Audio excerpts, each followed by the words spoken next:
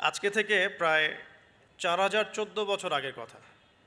আজকে থেকে যখন আমরা লেকচার দিচ্ছি, এখন থেকে প্রায় 4014 বছর আগের কথা, মানে প্রায় 4000 বছর আগের কথা।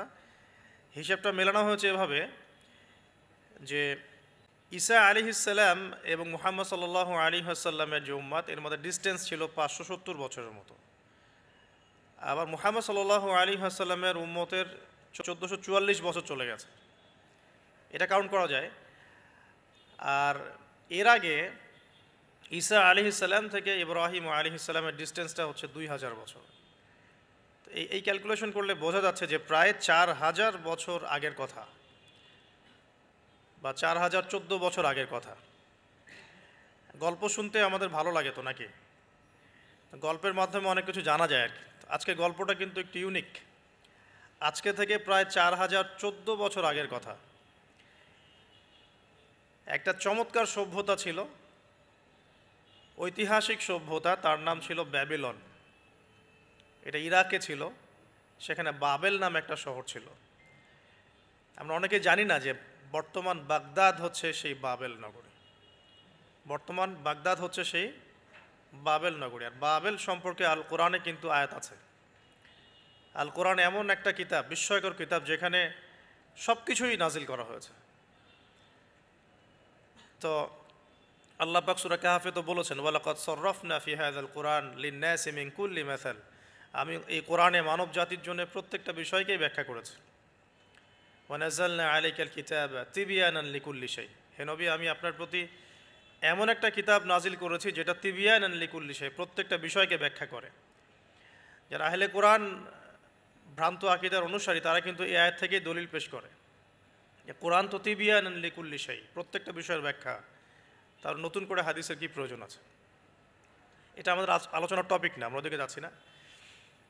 তো আল্লাহ পাক কোরআনে কিন্তু বাবেল নগরীর কথা বলেছেন। সূরাতুল বাকারার 101-2 এই আয়াতগুলোতে আছে। এই বাবেল নগরী তৎকালীন সময় জাদুবিদ্যার একটা আকড়া ছিল আর কি। এর আগে আমরা জানি সুলাইমান আলাইহিস সালামের সময় ওই হারুত আর মারুত দুজন ফেরেশতাকে দিয়ে মানুষকে পরীক্ষা করা হয়েছিল। এই ঘটনাটা সূরা বাকারার 101-2 এই আয়াতগুলোর মধ্যে আছে, দেখে নিয়েন। আমি রেফারেন্সগুলো বলে দিলাম। তো এখানে এই বাবেল নগরীর কথাটা আছে, ঠিক আছে? তো এই নগরীতে প্রায় 4014 বছর আগে একটা ফুটফুটে সুন্দর শিশু জন্ম নেয়। দেখতে খুবই সুন্দর, অমায়িক, দেখলেই মানে মন কেড়ে নেওয়ার মতো সুন্দর।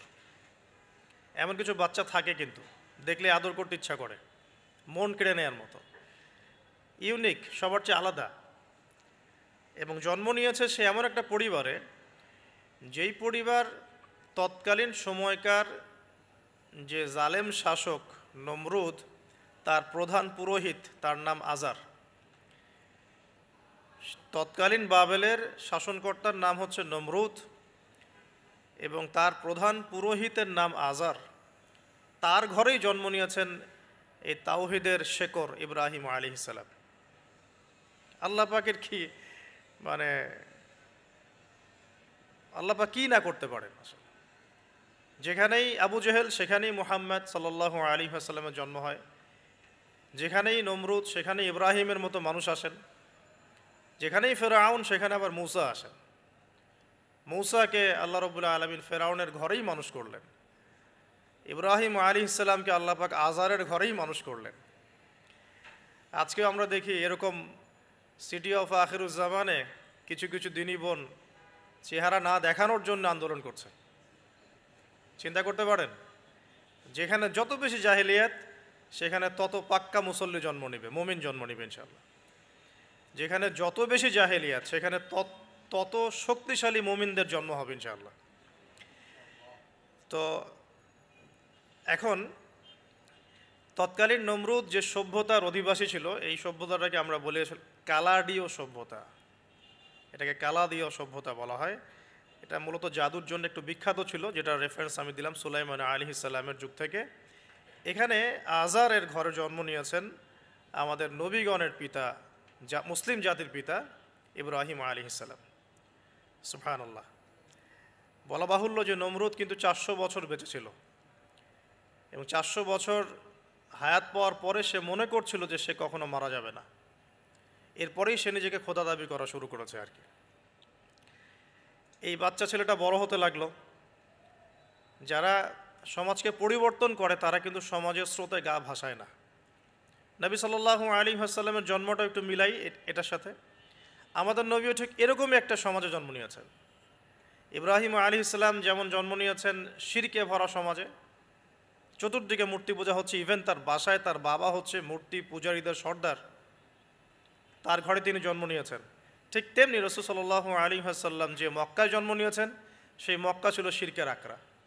সেখানে লাত, উজ্জা, হবল, মানাতের পূজা হতো, সুদ ছিল, জিনা ছিল, ব্যভিচার ছিল, মাদক ছিল, গোত্রীয় হানাহানি ছিল, নারীর অবমাননা ছিল। এরকম আইয়ামে জাহিলিয়াতেও নবী সাল্লাল্লাহু আলাইহি ওয়াসাল্লাম জন্ম নিয়েছেন। নবী সাল্লাল্লাহু আলাইহি ওয়াসাল্লাম ইব্রাহিম আলাইহিস সালাম দুজনের চেহারাও একরকম ছিল, দুজনের চেহারার গঠনটাও একরকম ছিল, দেহের গঠনও একরকম ছিল। মেরাজের রাতে নবী সাল্লাল্লাহু আলাইহি ওয়াসাল্লাম দেখে এসেছিলেন যে ইনি কে, যাকে দেখতে হুবহু আমার মতো লাগছে। জিবরাইল আলাইহিস সালাম বলেছেন ইনি আপনার পিতা ইব্রাহিম আলাইহিস সালাম। সুবহানাল্লাহ। ঠিক তেমনি আমরা খেয়াল করে দেখি যে জীবনের যে চড়াই উতরাই, পারিবারিক জীবন, সামাজিক জীবন, হিজরতের জীবন, দিন প্রতিষ্ঠা ইত্যাদি, প্রত্যেকটা ডিপার্টমেন্টেও ইব্রাহিম আলাইহিস সালাম আর মুহাম্মদ সাল্লাল্লাহু আলাইহি ওয়াসাল্লামের মধ্যে একটা চরম মিল আছে।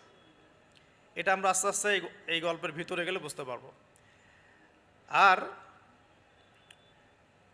এই কারণেই হয়তোবা আল্লাহ ভালো জানেন, এই কারণেই হয়তোবা আমরা যখন তাশাহুদের পর দরুদ পড়ি, আমরা দরুদের মধ্যে অন্য নবীর নাম নিচ্ছি না, আমরা মুহাম্মদ সাল্লাল্লাহু আলাইহি ওয়াসাল্লামের সাথে ইব্রাহিম আলাইহিস সালামের নাম নিচ্ছি। হতে পারে এটা একটা কারণ, আল্লাহ ভালো জানেন। এখন এরকম পরিবেশে বড় হতে লাগলেন ইব্রাহিম আলাইহিস সালাম। আমি একটু আগে বলেছি যারা সমাজকে পরিবর্তন করে তারা কখনো সমাজের জাহিলিয়াতের স্রোতে গা ভাসায় না। মুহাম্মদ সাল্লাল্লাহু আলাইহি ওয়াসাল্লাম সমাজ পরিবর্তন করেছেন আইয়ামে জাহিলিয়াতকে মাত্র 23 বছরের ব্যবধানে, কিন্তু তিনি কিন্তু জাহিলিয়াতের সাথে গা ভাসান নাই। তিনি কখনো সুদ খাননি, তিনি কখনো মূর্তি পূজা করেন নাই, তিনি কখনো কোনো অন্যায় গুনাহ করেন নাই, তিনি কখনো মাদকদ্রব্যের কাছেও যান নাই, কিন্তু সমাজটা ছিল এগুলোতে নিমজ্জিত। ঠিক ইব্রাহিম আলাইহিস সালামের ক্ষেত্রেও সেম, তিনি একজন প্রধান পুরোহিতের ঘরে জন্ম নিয়েও কখনো মূর্তির ধার কাছে যান নাই। বরং একটু যখন বড় হচ্ছেন, একটু বড় বলতে ম্যাচিউরড, আমাদের টিকটক প্রজন্মের মতো না, এরা 20-30 বছর হয়ে গেলেও ম্যাচিউরড হয় না, বুদ্ধি প্রতিবন্ধী, বিকলাঙ্গ। ইভেন ইদানিং আমাদের মেয়েরা ছেলে হচ্ছে আর কি, আমাদের নারীরা এখন পুরুষত্ব দেখাচ্ছে, আর আমরা পুরুষেরা ফেসবুকে একটা স্ট্যাটাস দিয়েই ক্ষান্ত হয়ে থাকি। এটুকু আমাদের দায়িত্ব উম্মার প্রতি। আর এখানে আমরা দক্ষতা অর্জন করেছি অনেক। আমরা সবাই কিবোর্ড মুজাহিদ, আমরা এটা মনে করি, এটাই যুদ্ধ, এটাই জিহাদ। আর নারীরা মাঠে যুদ্ধ করছে এখন সম্ভ্রমের জন্য, অধিকারের জন্য ইত্যাদি। ফ্যামিলিস্ট রেভলিউশনের দিকে তাকালেও তাই দেখা যায়। ছেলেরা এখন বেকার হয়ে যাচ্ছে কিন্তু মেয়েরা স্বাবলম্বী হচ্ছে। তারা দিনদার নয়, এই মেয়েগুলো দিনদার নয়, কিন্তু জীবনে প্রতিষ্ঠিত হওয়ার জন্য লড়ছে, চ্যালেঞ্জ গ্রহণ করেছে আর কি। এটা ছেলেদের উচিত ছিল। তা আজারের ঘরে জন্ম নেওয়া সেই ইব্রাহিম কিন্তু চ্যালেঞ্জ গ্রহণকারী একটা ছেলে। সে এখন তার পিতাকে বলছে, কি বলছেন আমরা একটু কোরআনের ভাষা শুনি। আল্লাহ রাব্বুল আলামিন বলেছেন সূরা মারিয়ামের মধ্যে এসেছে ঘটনাটা 41 থেকে 45 নম্বর আয়াতের মধ্যে। আল্লাহ পাক বলছেন ওয়াজকুর ফিল কিতাবি ইব্রাহিম বা'দা আউযু বিল্লাহি মিনাশ শাইতানির রাজীম। হে নবী মুহাম্মদ সাল্লাল্লাহু আলাইহি ওয়াসাল্লাম, আপনি এই কিতাবে ইব্রাহিমের ঘটনা বর্ণনা করুন। ইয ক্বালা লিআবিহি, যখন ইব্রাহিম তার বাবাকে বললেন, তার বাবা মানে আজারকে বললেন, ইয়া আবাতি, হে আমার বাবা, লিমা তা'বুদু, তুমি কেন ইবাদত করো এমন সত্তার, মা লা ইয়াসমাউ, যে শুনতে পারে না, ওয়ালা ইউবসিরু, দেখতেও পারে না, ওয়ালা ইউগনি আনকা শাইআ, তোমার কোনো উপকার করতে পারে না। একটা ছেলে যার বয়স হবে 15 থেকে 20 হয়তো বা হাইয়েস্ট, তার কাছে কি এমন জ্ঞান আসলো যে সে তার বাবাকে এখন চ্যালেঞ্জ করছে, তার জ্ঞানতাত্ত্বিক যুদ্ধ শুরু হলো, আদর্শিক যুদ্ধ শুরু হলো বাবার সাথে। হে আমার বাবা, আপনি কেন এমন সত্তার ইবাদত করছেন যে শুনতেও পারে না? অসারতা দেখিয়ে দেওয়া হচ্ছে চোখে আঙ্গুল দিয়ে, দেখতেও পারে না, আপনার তো কোনো উপকারও করতে পারে না, কোনো ক্ষতিও করতে পারে না। ওয়ালাম ইউগনি আনকা শাইআ, ইয়া আবাতি, হে আমার বাবা, ইয়া আবাতি ইন্নী আখাফু আন ইয়ামাসসাকা আযাবুম মিনার রাহমানি ফাতাকুনা লিশ-শাইতানি ওয়ালিয়্যা, হে আমার বাবা, আমি ভয় পাচ্ছি যে আপনার উপরে না আবার আল্লাহ পাকের গজব নেমে আসে এবং আপনি শয়তানের ওলি না হয়ে যান। ওলি মানে কি? বন্ধু, বন্ধু, শয়তানের বন্ধু না হয়ে যান। ইয়া আবাতি ইন্নী ক্বাদ জাআনি মিনাল ইলম মা লাম ইয়াতিকা ফাত্তাবি'নি আহদিকা সিরাতান সাওয়্যা। কি চমৎকার কথা! ছোট্ট ছেলেটা বলছে, হে আমার বাবা, আমার কাছে একটা জ্ঞান আসছে, জ্ঞান, আমার কাছে একটা জ্ঞান এসেছে যেটা তোমার কাছে আসে নাই। ফাত্তাবি'নি, তুমি আমার অনুসরণ করো। আহদিকা, আমি তোমাকে পথ দেখাবো। সিরাতান সাওয়্যা, সহজ সরল পথ দেখাবো তোমাকে। সন্তান বাবাকে নসিহত করছে, দেখুন, সন্তান বলছে আমার কাছে এমন জ্ঞান এসেছে বাবা যেটা তোমার কাছে আসে নাই, তুমি আমাকে ফলো করো, আমার অনুসরণ করো, আমি তোমাকে পথ দেখাবো। Ego problem, ego. আজকেও যখন কম বয়সী কোনো মানুষ বেশি বয়সের কাউকে দাওয়াত দিতে যাবে, এরকম প্রবলেম ফেস করতে হবে। তার বাবা কি বলল, কেন ফেস করতে হবে আল্লাহ পাক সেটাও বলেছেন সূরা বাকারা, এটা এই সূরাটা সূরা বাকারায় বলেছেন। ওয়াইদা কিলা লাহু ইত্তাকিল্লাহ, কিছু মানুষ আছে যাদেরকে যদি বলা হয় আল্লাহকে ভয় করুন, আখাযাতহুল ইজ্জাতু বিল ইসম, তাদের প্রেস্টিজে লাগে। এক কথায় কি? প্রেস্টিজে লাগে, প্রেস্টিজ নষ্ট হয়। আখাযাতহুল ইজ্জাতু বিল ইসম ফাহাসবুহু জাহান্নাম, আল্লাহ বলছেন ওর জন্য জাহান্নামই যথেষ্ট। তো এখনকার সমাজে এই প্রবলেমটা আপনারা ফেস করবেন। যদি আপনার বয়স কম হয়, আপনার কাছে অনেক জ্ঞান থাকলেও মানুষ সমাজের নিতে যাবে না। আপনি ক্রিপ্টোকারেন্সি নিয়ে কথা বলছেন, এক শ্রেণীর ধর্মনেতাই আপনার পিছনে লেগে যাবে। আপনি ইসলামিক রেভলিউশন নিয়ে কথা বলবেন, ইসলাম এস্টাবলিশমেন্ট নিয়ে কথা বলবেন, ইউনিটি নিয়ে কথা বলবেন, উম্মার করণীয় নিয়ে কথা বলবেন, আপনি এই বয়সে, এত ছোট বয়সে আপনি উম্মার প্রবলেমসগুলো ফাইন্ড আউট করে সেগুলো সলিউশন নিয়ে কথা বলবেন, এত বড় সাহস আপনার? এটাই প্রবলেম এখন। অথচ চমৎকার একটা বিষয়, আমাদের সমাজে এগুলো দেখা যায়, অন্য কোথাও দেখা যায় না। কোনো ড্রাইভারকে জিজ্ঞাসা করবেন, কোনো ড্রাইভারকে জিজ্ঞাসা করবেন, তার স্কিল সম্পর্কে জিজ্ঞাসা করবেন যে আপনার স্কিল কেমন। একটা অ্যান্সার দেবে সে, আমি 10 বছর থেকে চালাই, বা 15 বছর থেকে চালাই, আমি 27 বছর থেকে গাড়ি চালাই। মানে তার এই বয়সটাই হচ্ছে স্কিলের মানে দলিল, সার্টিফিকেট। এখন এরকম চলছে দিনী অঙ্গনেও, আমি 20 বছর থেকে ফতোয়া দিই, আমি 32 বছর থেকে ওয়াজ করি, আমি এই করি, আমি সেই করি। এই যে জাহির করা, আল্লামা তাকি উসমানী দায়ামাত বরাকাতু এবং তার যারা ছাত্ররা আছেন সারা উপমহাদেশে, স্পেশালি বাংলাদেশে, তাদের অনেকের সাথে আমি দেখা করেছি। তারা একটা নসিহত সবাই কমনভাবে করেন, দেখি নসিহতটা করেন যে কখনো নিজেকে জাহির করবা না, কখনো নিজেকে জাহির করবা না, তাহলে আল্লাহ তোমার এলেম কেড়ে নিবে। আর আমরা এখন দিনী অঙ্গনে জাহির করার জন্য ব্যস্ত, আমি এত বছর থেকে এটা করি, আমি অত বছর থেকে করি। অথচ এটা কোনো দলিল নয়, এটা কোনো সার্টিফিকেট নয়। এত বছর থেকে বলার পরেও ভুল হতে পারে, যেটা ভুল হবে সেটা শুধরে নিতে হবে। আর নবী সাল্লাল্লাহু আলাইহি ওয়াসাল্লাম যায়েদ বিন হারেসা রাদিয়াল্লাহু আনহুকে একটা কাফেলা সেনাপতির দায়িত্ব দিয়েছিলেন যখন তার বয়স মাত্র 17 বছর। কত বছর? 17 বছর বয়সী একজন তরুণ সাহাবী যায়েদ ইবনে হারেসা রাদিয়াল্লাহু আনহু, তিনি নেতৃত্ব দিচ্ছেন এমন সাহাবীদের যে সাহাবীরা তার চেয়ে বয়সে অনেক বড়। এমনকি এই অভিযান শেষ হওয়ার আগেই নবী সাল্লাল্লাহু আলাইহি ওয়াসাল্লাম ইন্তেকাল হয়। তার পরবর্তীতে আবু বকর সিদ্দিক রাদিয়াল্লাহু আনহু সেই অভিযান আবার চালানোর চেষ্টা করেন, আবার চালানোর জন্য মনস্থ করেন। তিনি আবার যায়েদ বিন হারেসা রাদিয়াল্লাহু আনহুকেই নেতৃত্ব দেন। এটা নিয়ে ওমর রাদিয়াল্লাহু আনহু তাকে কিছু কথা বলেন যে আপনি যায়েদ বিন হারেসাকে নেতৃত্ব দিচ্ছেন, বয়সে ছোট সাহাবী, তার পিছনে অনেক বড় বড় সাহাবী থাকবে, তারা তো তাকে নাও মানতে পারে, এটা কেমন হয়? বারবার তাকে ভেটো দিচ্ছেন। শেষমেশ আবু বকর সিদ্দিক রাদিয়াল্লাহু আনহু একটু রেগেই বললেন যে ইস্তা'মালাহু রাসূলুল্লাহ ওয়া আনতা তা'মুরুনি আন আনজি'হু, তাকে স্থলাভিষিক্ত করেছে স্বয়ং আল্লাহর রসুল, আর তুমি এসে আমাকে বলছো আমি তাকে অপসারণ করব। সুবহানাল্লাহ। নবী সাল্লাল্লাহু আলাইহি ওয়াসাল্লাম যোগ্যতা দেখতেন মানুষের, কার যোগ্যতা কতটুকু আছে। তো ওইদিকে আমি ভিতরে ঢুকছি না। আমরা এখন সোশ্যাল অ্যাফেয়ার্সে যা দেখি যে আমরা যোগ্যতার চাইতে অন্যান্য বিষয়গুলোকে বেশি মূল্যায়ন করা শুরু করি আর কি। এতে করে তরুণরা উঠে আসতে পারে না, তরুণদের জার্নি অনেক টাফ হয়, এবং যারা স্পেশালি জেনারেল ব্যাকগ্রাউন্ড থেকে দিনের দিকে আসার চেষ্টা করেন তারা পদে পদে হতাশ হয়। তাদেরকে বুকে নেওয়ার মানুষ খুব কম থাকে। কেন জানি তাকে মানুষ কাউন্টার মনে করে, এনিমি মনে করে, অন্তর্দাহ সৃষ্টি হয়, একটা জ্বালান হয়। হঠাৎ করে উড়ে এসে জুড়ে বসলো, উম্মার দায়িত্ব নিয়ে নিচ্ছে, কোত্থেকে আসলো এটা, এরকম একটা দৃষ্টিভঙ্গি আমরা দেখতে পারি আর কি। এটা কাম্য ছিল না এটা। বরং তরবারি যত আপনি শান দিবেন তত ধারালো হবে। তো শান দিবে কারা? যারা তরোয়াল চালাতে পারে তারাই। যারা চালাতে পারে তারা যদি তরোয়ালকে ভোতা করে দেয় তাহলে তো এটা দিয়ে আপনি জালেমের গর্দান কাটতে পারবেন না। তো যাই হোক, আমরা বেশি হাইথটের কথায় না যাই। আজার এখানে ছিলাম, দেখেন বাবাকে সন্তান উপদেশ দিচ্ছে। এবার বাবার উত্তরটা শোনেন। বাবা কেন গ্রহণ করলো না? বললাম প্রেস্টিজ ইস্যু।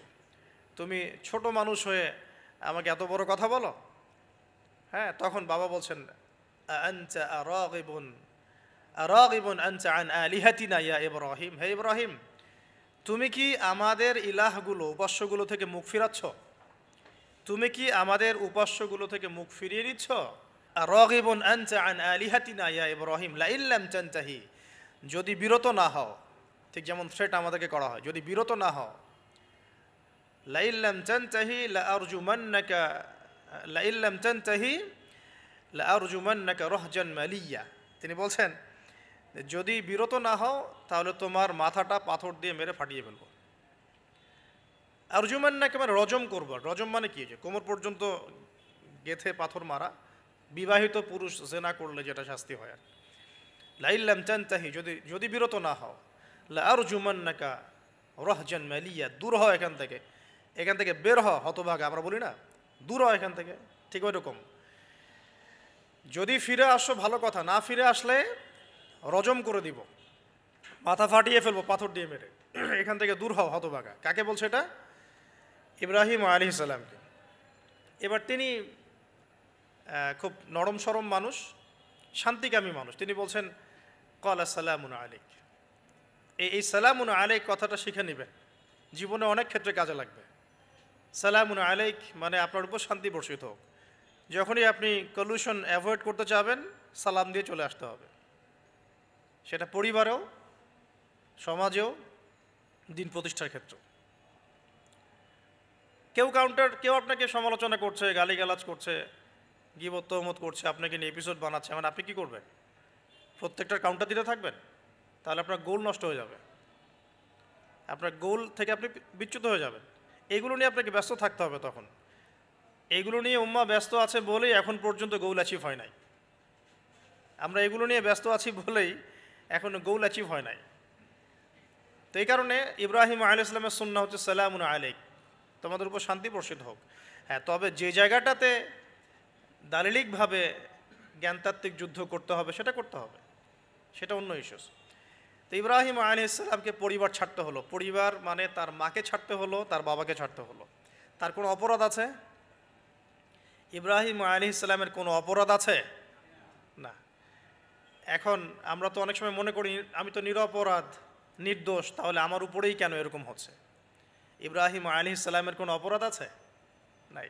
তাকে ঘর ছাড়তে হলো, বাড়ি ছাড়তে হলো, তার বাবা তাকে বের করে দিলেন। এখান থেকে লেসন নিয়ে নেন, আজকের প্রথম লেসন, যে আপনি আমি যদি হকের উপর থাকি, সর্বপ্রথম বাধাটা পরিবার থেকে আসতে পারে। কারণ সবার পরিবার একরকম না। এখনকার মেজরিটি সংখ্যক পরিবারগুলোই জাহেল, একদম জাহেল, বস্তুবাদী, জানোয়ারের মতো। মানে খাও দাও, সেক্সুয়াল সম্পর্ক, বিয়ে শাদী, সন্তান, এর বাইরে কিচ্ছু চিন্তা করতে পারে না। দুনিয়া আর দুনিয়া, এর বাইরে কিচ্ছু চিন্তা করতে পারে না। ইল্লা মাশা আল্লাহ, কিছু পরিবার আছে এর বাইরে, তাদের কথা আলাদা। সবাই তো আর ছোটোবেলা থেকে আধ্যাত্মিক পরিবার পায় নাই, দিনই পরিবার পান নাই। আর এটার পরিমাণ দিন দিন কমেই আসছে। ম্যাক্সিমাম পরিবার এখন জাহান্নামের টুকরা আর কি। আল্লাহ পাক পরিবারকে বলেছেন জাহান্নাম থেকে বাঁচাও, কু আনফুসাকুম ওয়া আহলিকুম নারা। এখন ওই পরিবারই হয়ে গেছে জাহান্নামের টুকরা। আপনি দিনের পথে চলতে চাইলে প্রথম হোঁচটটা পরিবার থেকে খেতে পারেন। এটা ইব্রাহিম আলাইহিস সালামের জীবনেও যেমন হয়েছে, মুহাম্মদ সাল্লাল্লাহু আলাইহি ওয়াসাল্লাম জীবনেও সেম। ওই যে মিলাচ্ছিলাম কিভাবে, তার ক্ষেত্রেও সেম।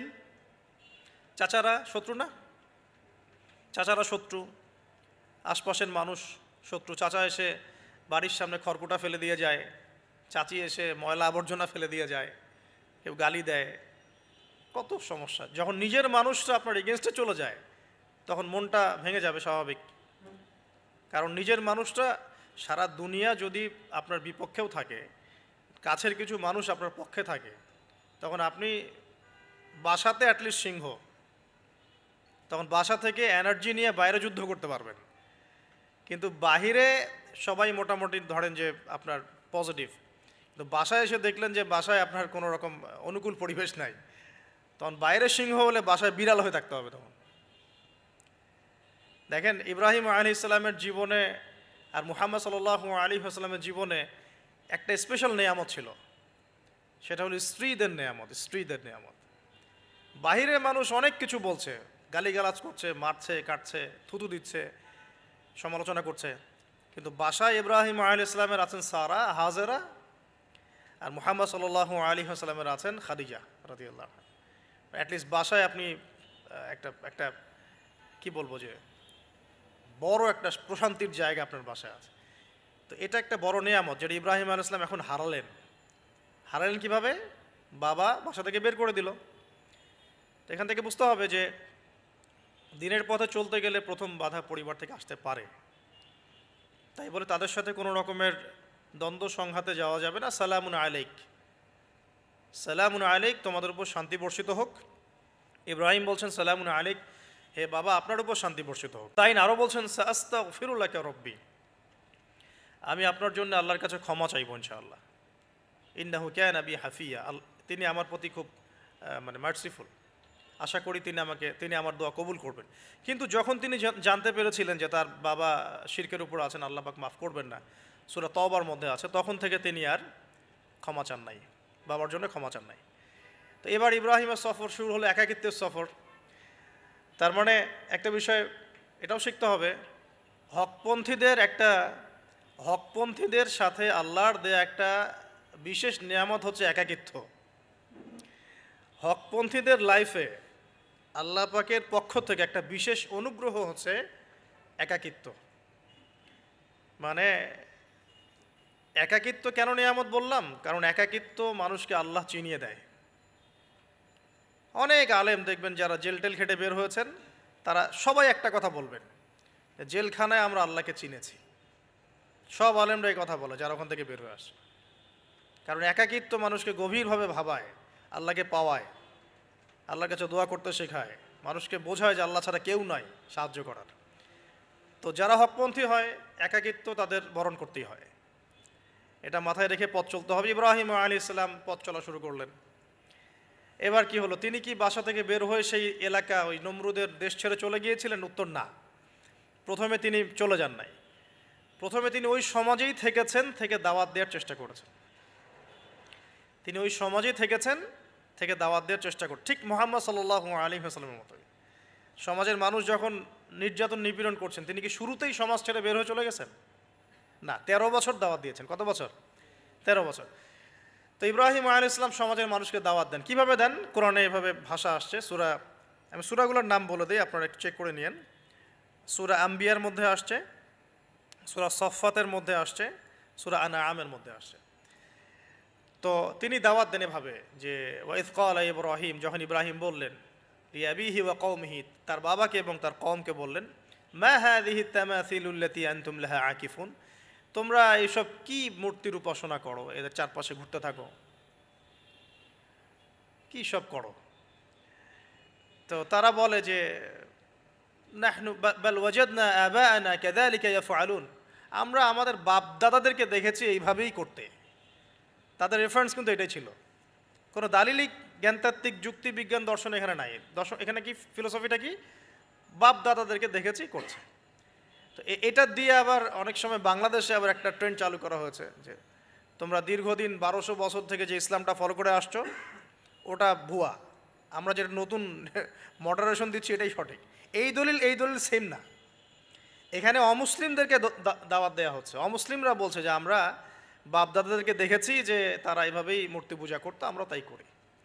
এটার সাথে কি হানাফি মাযহাবকে মিলাবেন আপনি?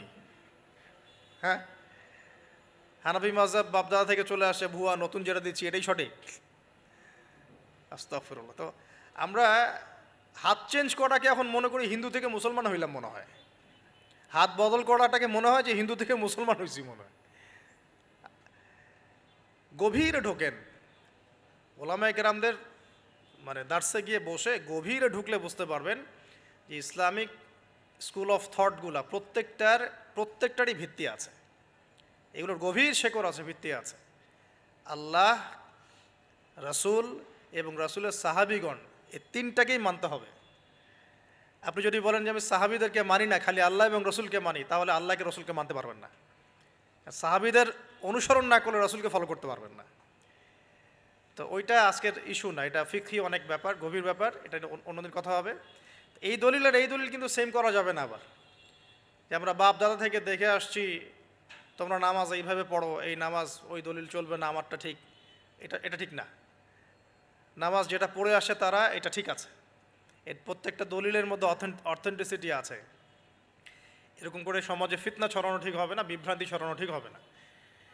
এখন আসুন, ইব্রাহিম আলাইহিস সালামকে কি আনসার দিচ্ছেন? আমরা আমাদের পিতা মাতাদেরকে দেখেছি, বাপ দাদাকে দেখেছি এরকম তাওয়াফ করতে, মূর্তির চারপাশে পূজা করতে, নজর দিতে। তো ইব্রাহিম আলাইহিস সালাম বলছেন যে হাল ইয়াসমাউনাকুম, এই মূর্তিগুলো কি তোমাদেরকে শুনতে পারে? ইয তাদউন, যখন তোমরা একে ডাকো। হাল ইয়ানফাউনাকুম, তোমাদের কোনো উপকার আসতে পারে? আও ইয়াদুররুকুম, তোমাদের কোনো ক্ষতি করতে পারে? তার দলিলগুলো কিন্তু অকাট্য। ইব্রাহিম আলাইহিস সালামের দলিলগুলো কিন্তু এখানে, যুক্তিগুলো কিন্তু অকাট্য। আসলে কি সে শুনতে পারে? আসলে কি সে দেখতে পারে? আসলে কি সে তোমার উপকার করতে পারে? তাদের কিন্তু কিছু বলার নাই এখানে। তারা বলছে বাল ওয়াজাদনা আবানা কাযালিকা ইয়াফআলুন, আমাদের পিতা মাতা বাপ দাদাদেরকে দেখেছি এইভাবেই করতে। ইব্রাহিম আলাইহিস সালাম বলছেন যে ইন্নাকুম আনতুম লাফি দালালিম মুবিন, তোমরা তো সুস্পষ্ট বিভ্রান্তির মধ্যে আছো তাহলে। তো এরকম আরও অনেক আয়াত আছে সূরা সাফফাতের মধ্যেও, ওয়া ইন্না মিন শিআতিহি লা ইব্রাহিম ইয জাআ রাব্বাহু বিকলবিন সালিম ইয ক্বালা লিআবিহি ওয়া কওমিহি মাযা তা'বুদুন, তোমরা কিসের ইবাদত করো? আইফকান আলিহাতান দুনাল্লাহি তুরিদুন, তোমরা কি আল্লাহ সম্পর্কে মিথ্যা মিথ্যা মিথ্যা আরোপ করতে চাচ্ছ? ফামা যন্নুকুম বিরব্বিল আলামিন, আল্লাহ রাব্বুল আলামিন সম্পর্কে তোমাদের কি ধারণা? এভাবে তিনি তার কওমকে দাওয়াত দিতে লাগলেন, কিন্তু তাদের কওমের দলিল একটাই ছিল, বাপ দাদাদেরকে দেখেছি এভাবে মূর্তি পূজা করতে, তাই করি। সনাতন, এটা ছিল কি? সনাতন থটস। অথচ সর্বপ্রথম এটা শুরু হয় কোন নবীর আমল থেকে? নূহ আলাইহিস সালাম। নূহ আলাইহিস সালামের যুগের মানুষ সর্বপ্রথম এই মূর্তি পূজা শিরক করেছে। এর আগে মূর্তি পূজা ওয়ার্ল্ডে ছিল না, নূহ আলাইহিস সালামের যুগ থেকে শুরু হয়েছে। তাহলে এটাকে আমরা সর্বোচ্চ পর্যায়ে সনাতন বলতে পারি না। তারও আগে যে সময় চলে গেছে, ওই সময় মানুষ তাওহীদপন্থী ছিল, আদম আলাইহিস সালামের যুগে, তখন মানুষ এই কাজ করতো না। শুরুটা কেমন করে হলো? ভালো উদ্দেশ্যেই শুরু হয়েছিল, ভালো মনে করে। কেমন? যে মানুষ এরকম চিন্তা করে নিয়েছিল যে এই মানুষগুলো লাত, উজ্জা, হবল, ইয়াগুথ, ইয়াউক, নাসর, ইয়াগুথ, ইয়াউক, নাসর, এই ভালো মানুষগুলো আল্লাহর খুব নেককার বান্দা ছিলেন। তাদের স্ট্যাচু তৈরি করা যায়, তৈরি করলে কি হবে? এগুলোকে দেখলে আমাদের আগ্রহ জন্মাবে ইবাদত করার ব্যাপারে। এটা ছিল ওদের থটস। শয়তান এভাবেই তাদেরকে ইনফ্লুয়েন্স করেছিল আর কি, তারা তাই করলো। এই জেনারেশনটা যখন মারা গেল, পরের জেনারেশন যখন আসলো, তখন শয়তান ওদেরকে বোঝালো, ধরেন 100-200 বছর পরে বোঝালো যে ওরা খুব ভালো মানুষ ছিল, ওদের মূর্তিকে মসজিদের বাইরে না রেখে ভিতরে ঢুকিয়ে ফেলো, তাদেরকে সেজদা করতে হবে না, ভিতরে ঢুকিয়ে ফেলো, ইবাদতে মনোযোগ আসবে। পরের জেনারেশন এই কাজটাই করলো। থার্ড জেনারেশনকে শয়তান বোঝালো যে সরাসরি ওদের কাছে চাইলেই হবে, তারা আল্লাহ পাকের অনেক মানে কি আনুগত্যপ্রাপ্ত নৈকট্যপ্রাপ্ত বান্দা, সরাসরি তাদের কাছে চাইলেই হবে। আল্লাহর কাছে চাওয়া এখানে চাওয়া একই কথা, ওখানে সেজদা করা এখানে সেজদা করা একই কথা। এখান থেকে শুরু হলো সরাসরি স্ট্যাচু ওয়ার্শিপ, সরাসরি স্ট্যাচু ওয়ার্শিপিং এখান থেকে শুরু হয়েছে। তো আমরা আমাদের হিন্দু ভাই বোন যারা আছেন, আমাদের আশপাশে অমুসলিম ভাই বোন, তাদের প্রতি সম্মান রেখেই এই হিস্ট্রিগুলো পড়তে বলবো আর কি, এবং যুক্তি দর্শনগুলো খুঁজতে বলবো। আসলে কি তারা শুনতে পায়? আসলে কি সে আমার কোনো উপকার করতে পারে? আসলে কি সে আমার কোনো ক্ষতি করতে পারে? আসলে কি সে সৃষ্টিকর্তার প্রতিমূর্তি হতে পারে কিনা? তো আমরা এটা আহ্বান জানাবো, আমরা কারো ধর্মীয় অনুভূতিতে আঘাত করব না। ইসলাম আমাদেরকে এটা শিখায় না। ইসলাম এটা শিখায় যে মানুষকে হিকমার সাথে প্রজ্ঞার সাথে দাওয়াত দেয়া, যাতে করে তারা জাহান্নামের রাস্তা থেকে ফিরে আসতে পারে ইনশাআল্লাহ।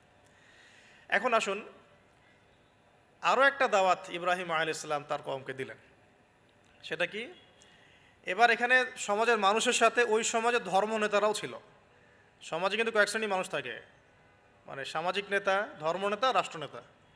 তো রাষ্ট্রনেতা পর্যায়ে এখনও ইব্রাহিম আলাইহিস সালাম যান নাই, এখন সমাজ নেতা আর ধর্মনেতা চলছে আর কি। এবার ধর্মনেতা আসলো, এসে ধর্মনেতারা তাকে বোঝানোর চেষ্টা করলো যে এই আসমানের তারা, চাঁদ, সূর্য, প্রকৃতি, গাছপালা, এগুলোও ইলাহ, এগুলোর ইবাদত করা যায়।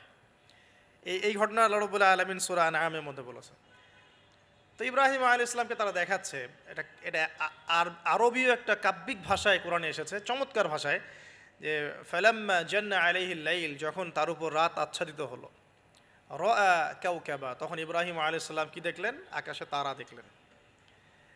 ঠিক আছে, তারা মূর্তি পূজার এখানেই আছে, ধর্মনেতারাও এখানেই আছে। তো তিনি বলছেন হাযা রব্বি, এটা আমার রব। ফালাম্মা ফালা, যখন তারকাগুলো অস্তমিত হলো, ক্বালা লা উহিব্বুল আফিলিন, আমি তো অস্তমিত যাওয়া জিনিসকে পছন্দ করি না। রব তো অস্তমিত যাবে না, এখানেও যুক্তি লাগবে, তো আমার ফিলোসফি লাগবে, আমার এখানে দর্শন লাগবে, এখানে তো আমাকে মানে প্রজ্ঞা দিয়ে বোঝাতে হবে। এটা তো অস্তমিত হয়ে গেল, এটা তো রব হতে পারে না। ফালাম্মা রাআল কামারা বাযিগান, যখন সে চাঁদকে দেখলো জলজল করছে একদম। আর এখনকার চাঁদ দেখা আগের চাঁদ দেখা তো এক না, এখন তো আমরা চাঁদের আলোই খুঁজে পাই না, তখনকার চাঁদ তো অন্যরকম। বাযিগান মানে জলজল করছে। তখন তিনি বললেন হাযা রব্বি, এটা আমার রব। তখন ফালাম্মা ফালা, যখন এটাও অস্তমিত হয়ে গেল, তিনি বলছেন লাইল্লাম ইয়াহদিয়ানি রব্বি লাকুনান্না মিনাল কওমিদ দাল্লিন, আল্লাহ যদি আমাকে হেদায়েত না দেন তাহলে আমি এই দল্লিনদের অন্তর্ভুক্ত হয়ে যাব। ইব্রাহিম আলাইহিস সালাম বলছেন ফালাম্মা রাআ শামসা বাযিগাতান, যখন এবার সূর্যকে দেখলেন দিনের বেলা, এটা তো আরও বড়। হাযা রব্বি হাযা আকবার, এটা আমার রব, এটা সবচেয়ে বড়। হাযা আকবার, এটা সবচেয়ে বড়। ফালাম্মা আফালাত, এটা যখন অস্তমিত হয়ে গেল, তখন তিনি বলছেন এই কথাটা যে ইয়া কওমি ইন্নী বারিউম মিম্মা তুশরিকুন, হে আমার কওম, তোমরা যেগুলোকে দিয়ে আল্লাহর সাথে শরিক করছো, এখান থেকে আমি আমার চেহারাকে ফিরিয়ে নিলাম। সুবহানাল্লাহ। তখন তিনি এই কথাটা বলেন ইন্নী ওয়াজ্জাহতু ওয়াজহিয়া লিল্লাযী ফাতারাস সামাওয়াতি ওয়াল আরদা হানিফাও ওয়া মা আনা মিনাল মুশরিকিন, আমি আমার চেহারাকে ফিরিয়ে নিচ্ছি এই আসমান সমূহ এবং জমিনের সৃষ্টিকর্তার দিকে, এবং আমি মুশরিকদের অন্তর্ভুক্ত নই। ইন্না সলাতি ওয়া নুসুকি ওয়া মাহইয়ায়া ওয়া মামাতি লিল্লাহি রাব্বিল আলামিন, আমার সলাত, আমার কুরবানি, আমার স্যাক্রিফাইস, আমার জীবন, আমার ফুল লাইফ, আমার মৃত্যু, সব কিছু কার জন্যে? জগৎসমূহের প্রতিপালক আল্লাহর জন্যে। লা শারীকা লাহু, তার কোনো শরিক নাই। ওয়া বিযালিকা উমিরতু, এই একনিষ্ঠভাবে তার ইবাদত করার জন্যই আমি আদিষ্ট হয়েছি। ওয়া বিযালিকা উমিরতু ওয়া আনা মিনাল মুসলিমিন, এবং আমি মুসলিমদের অন্তর্ভুক্ত। এই শুরু হলো এবার পুরো স্পষ্টভাবে তাওহীদের ঘোষণা দেয়া। তবে ইব্রাহিম আলাইহিস সালামের এক একটা পদক্ষেপ কি যৌক্তিক না, বৈজ্ঞানিক না, এবং অকাট্য প্রমাণ আছে না, এগুলোকে কিন্তু ভেদ করতে পারছে না তারা। এবার ইব্রাহিম আলাইহিস সালাম চিন্তা করলেন দ্বারা এবার উচিত শিক্ষা দিতে হবে। তবে আগে বলে নেই, এই যে উচিত শিক্ষাটার কথা বলছে, এটা আবার আপনারা খবরদার ভুলেও কোথাও দিতে যায় না, ঠিক আছে? এটারও সময় আছে। ইব্রাহিম আলাইহিস সালামের সাথে নবী সাল্লাল্লাহু আলাইহি ওয়াসাল্লামের জীবনের মিলের কথা বলছিলাম। নবী সাল্লাল্লাহু আলাইহি ওয়াসাল্লাম মক্কা বিজয়ের আগে কি কখনো মূর্তির গায়ে হাত দিয়েছেন কিনা বলেন? দিয়েছেন না। যখন মক্কা বিজয় হয়ে গেছে, পুরো স্টেটই আপনার, অথরিটি আপনার, তখন আপনি আপনার অ্যাকশন নিতেই পারেন, সেটা আপনার ব্যাপার, তখন আপনি কি করবেন? মুহাম্মদ সাল্লাল্লাহু আলাইহি সাল্লাম কাবা ঘরে ঢুকে তখন মূর্তি ভেঙেছেন এবং বলেছেন ওয়াকুল জা আল হক ওয়া যাকাল বাতিল ইন্নাল বাতিলা কানা যাহুকা, তাই না? তো ইব্রাহিম আলাইহিস সালাম এবার শিক্ষা দেওয়ার চিন্তা করছেন। তিনি বলছেন যে যখন এরা মেলাতে যাবে, ওই উৎসবে যাবে, তখন আমি এদেরকে দেখে নিব। এটাও কুরআন চমৎকারভাবে বলেছে যে ইয ক্বালা লিআবিহি ওয়া কওমিহি মাযা তা'বুদুন ইফকান আলিহাতান দুনাল্লাহি তুরিদুন ফামা যান্নুকুম বিরাব্বিল আলামিন। হ্যাঁ, ফারাগা ইলা আলিহাতিহিম ফাকালা আলা তা'কুলুন। ইব্রাহিম আলাইহিস সালাম এবার যখন ওরা মেলায় চলে গেছে, যাওয়ার আগে আবার ইব্রাহিম আলাইহিস সালাম বলছিলেন যে ইন্নী সাকিম, আমি হচ্ছি অসুস্থ। আমি কি অসুস্থ? নাযারা নাযরাতান ফিন নুজুম। ইব্রাহিম আলাইহিস সালাম রাতের বেলা আকাশের দিকে তাকালেন একবার, তাকিয়ে ওদেরকে বললেন যে ইন্নী সাকিম, আমি অসুস্থ। এটা কৌশল, আমি অসুস্থ, এটা কৌশল। তো এই কৌশল আবার সব জায়গায় ঘাটাতে যায় না আর কি। তো এবার যখন তারা চলে গেল, ফারাগা ইলা আলিহাতিহিম ফাকালা আলা তা'কুলুন, এবার তিনি ওই মূর্তি গৃহ যেটা ওদের, ওখানে ঢুকে বলছেন যে আলা তা'কুলুন, তোমাদের কি হলো, খাচ্ছ না কেন? কাদেরকে বলছে এই কথা? মূর্তি, খাচ্ছ না কেন? আলা তা'কুলুন। ফারাগা ইলা আলিহাতিহিম ফাকালা আলা তা'কুলুন মা লাকুম লা তানতিকুন, কি হলো, কথা বলছো না কেন? মা লাকুম লা তানতিকুন, কি হলো, কথা বলছো না কেন? এবার ফারাগা আলাইহিম দরবাম বিল ইয়ামিন, এবার ইয়ামিন মানে ডান হাত, ডান হাতে যা পেয়েছিলেন আর কি, তা দিয়ে সবগুলোকে ভেঙে চুরমার করে ফেলছে। ব্যাস, এবার ওরা যখন আসলো এসে বলছে যে আনতা ফাআলতা হাযা বিআলিহাতিনা ইয়া ইব্রাহিম, হে ইব্রাহিম, তুমি কি আমাদের উপাস্যদের সাথে এই কাজ করেছো? ইব্রাহিম বলছেন লা, না, বাল লা আসলে কোরআনে নাই, আমি নিজের মতো করে বললাম আরবি বলতে বলতে। বাল ফাআলাহু কাবীরুহুম হাযা, বরং এই বড়টা এই কাজ করছে। এর মধ্যে সবচেয়ে বড় যেটা আছে এই ব্যাটার কাজ, আমি করি নাই, আমি তো করি নাই। তখন ওরা তো এটা তো হতভম্ব হয়ে গেল, যে সে বলছে যে তুমি তো জানো, তুমি তো খুব ভালো করেই জানো যে তারা কথা বলতে পারে না, নড়াচড়া করতে পারে না, কিছুই করতে পারে না। তখন তিনি বললেন তাহলে তোমরা কেন এমন ইলাহের উপাসনা করো যে কথাও বলতে পারে না, শুনতেও পারে না, দেখতেও পারে না, তোমার উপকারও করতে পারে না, ক্ষতিও করতে পারে না। কিন্তু এবারও কিন্তু যুক্তি নাই কোনো, তাদের কাছে কোনো দলিল নাই, কোনো প্রমাণ নাই, কোনো যুক্তি দর্শন কিচ্ছু নাই। এবার শুরু হলো জুলুম। জালেমের কাজ কি? যুক্তি, জ্ঞান, দর্শন, বিজ্ঞান এগুলো দিয়ে যখন পরাস্ত, এগুলো দিয়ে পারছি না, এবার পেশি শক্তি। এবার কি? পেশি শক্তি। ব্যাস, এবার পেশি শক্তি। ইব্রাহিম আলাইহিস সালামকে নিয়ে যাওয়া হচ্ছে নমরুদের দরবারে। এবার চলো, এবার তোমার আজকে খবর আছে। এবার পুরো রিমান্ড হবে 7 দিনের। একদিন রিমান্ড হলেই অবস্থা খারাপ হয়ে যাওয়ার কথা। ইব্রাহিম আলাইহিস সালামকে এবার নিয়ে যাচ্ছে ধরেন নমরুদের কাছে, কি যে হবে আল্লাহ ভালো জানেন। ইব্রাহিম আলাইহিস সালাম যখন যাচ্ছেন তখন কি তিনি জানতেন যে আল্লাহ পাক তাকে আগুন থেকে বাঁচাবেন? এই ঘটনা যে ঘটবে তিনি কি জানতেন? আচ্ছা, আমরা না হয় জানি যে এমনটা হয়েছিল, ইব্রাহিম আলাইহিস সালাম ওই সময় তো আর জানতেন না যে কি হতে যাচ্ছে। তার মানে তার ওই সময় তার ইমানের তেজ, তার স্থিরতা, ইস্তেকামা এবং তাওয়াক্কুল কত বেশি ছিল। তাকে নিয়ে যাওয়া হচ্ছে। এবারে নমরুদের সামনে দাঁড় করিয়ে নমরুদ এবার একটু মজা নিয়ে জিজ্ঞাসা করলো যে কে তোমার রব? ওই কবরের প্রশ্ন করার মতো, মান রব্বুক, তোমার রব কে? তো ইব্রাহিম আলাইহিস সালাম বলছে রব্বি আল্লাযী ইউহয়ী ওয়া ইউমীত, আমার রব তিনি যিনি জীবন দেন মৃত্যুও দেন। এবার নমরুদ বলছে ক্বালা আনা উহয়ী ওয়া উমীত, আমি তো জীবন দিই আর মৃত্যু দেই। কিভাবে? একজন যাবজ্জীবন প্রাপ্ত আসামিকে ডেকে নিয়ে ছেড়ে দিল, দিয়ে বললো যে জীবন দিলাম। আর একজন আসামিকে ডেকে তৎক্ষণাৎ মৃত্যুদণ্ড দিয়ে মৃত্যু দিলাম। তো ইব্রাহিম দেখলেন আলাইহিস সালাম এ তো মোটা বুদ্ধির মানুষ, কারণ যে যত বড় জালেম হয় তার বুদ্ধি তত মোটা হয়, কিন্তু এটা মাথায় রাখবেন। ফেরাউনের মতো জুলুম মানুষের বুদ্ধি লোপ করে দেয়, আর শিরক মানুষের মধ্যে ভয় সঞ্চার করে। যখন আপনি শিরক করতে থাকবেন মনে খুব ভয় কাজ করবে। এবং মুশরিক বাহিনী কখনো ইসলামের বিজয় লাভ করতে পারে নাই। যে মুসলিম সেনাবাহিনীর মধ্যেও শিরক ছিল না, ওরা যুদ্ধের মাঠে পরাজিত হয়ে গেছে। ইতিহাস ঘাটবেন, মুসলিম যে সেনাবাহিনীর মধ্যে শিরক ছিল ওই সেনাবাহিনী পরাজিত হয়ে গেছে। আবার অল্প গুটি কয়েক সেনাবাহিনী তারা তাওহীদপন্থী ছিল, তারা জয়লাভ করেছে। ইতিহাস ঘেটে দেখবেন। তো জুলুম কি করে? বুদ্ধি লোপ পায়। নমরুদের বুদ্ধি লোপ পেয়ে গেল। তো ইব্রাহিম আলাইহিস সালাম বলছেন রব্বি আল্লাযী ইউহয়ী ওয়া ইউমীত, এ তো এটা বুঝলো না। তাহলে ইন্নাল্লাহ তাআলা ইন্নাল্লাহ ইয়াতি বিশ-শামসি মিনাল মাশরিক ফাতি বিহা মিনাল মাগরিব। ইব্রাহিম আলাইহিস সালাম বলছেন যে আল্লাহ রাব্বুল আলামিন, আমার আল্লাহ, তিনি পূর্ব দিক থেকে সূর্য ওঠান। তো তুমি যদি ইলাহ হয়ে থাকো তাহলে পশ্চিম দিক থেকে উঠাও। এটা আরো বড় অকাট্য দলিল হলো। তার অবস্থাটা আল্লাহ ব্যাখ্যা করছেন এভাবে, আল্লাহ বলছেন ফাবুহিতাল্লাযী কাফার, কাফের একদম হতভম্ব হয়ে গেল। একদম হতভম্ব হয়তো লাভ নাই, বেশি শক্তি আছে আমার, তোমার যুক্তি বিজ্ঞান দর্শন থিওরি তো আমার দরকার নাই, তোমার দিনের জ্ঞানের এলিমেন্ট তোমার দরকার নাই, তোমার ওয়াজ নসিহতের আমার দরকার নাই, আমার কাছে কি আছে? বেশি শক্তি আছে, পিটায় সব সিধা করে ফেলাবে একেবারে।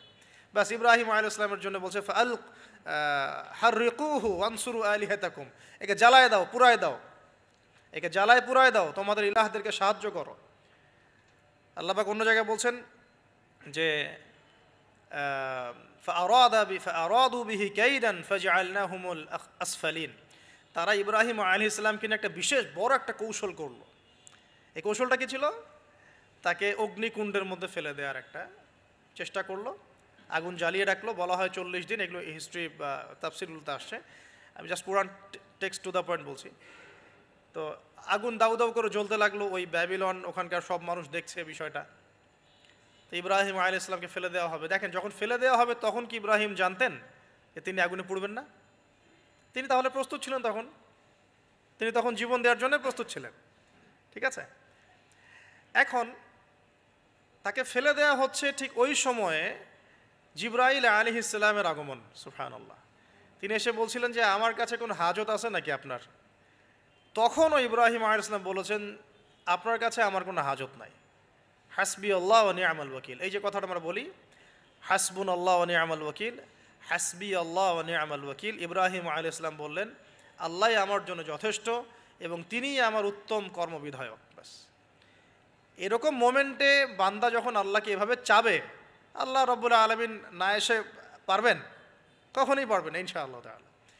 তখন আল্লাহ রাব্বুল আলামিনের আদেশ চলে আসলো, ইয়া নার, হে আগুন, কুনি বারদান ওয়া সালামান আলা ইব্রাহিম, ইব্রাহিমের জন্য ঠান্ডা হয়ে যাও, শীতল ঠান্ডা হও, মানে খুব শীতল না, আবার আরামদায়ক শীতল ঠান্ডা হয়ে যাও।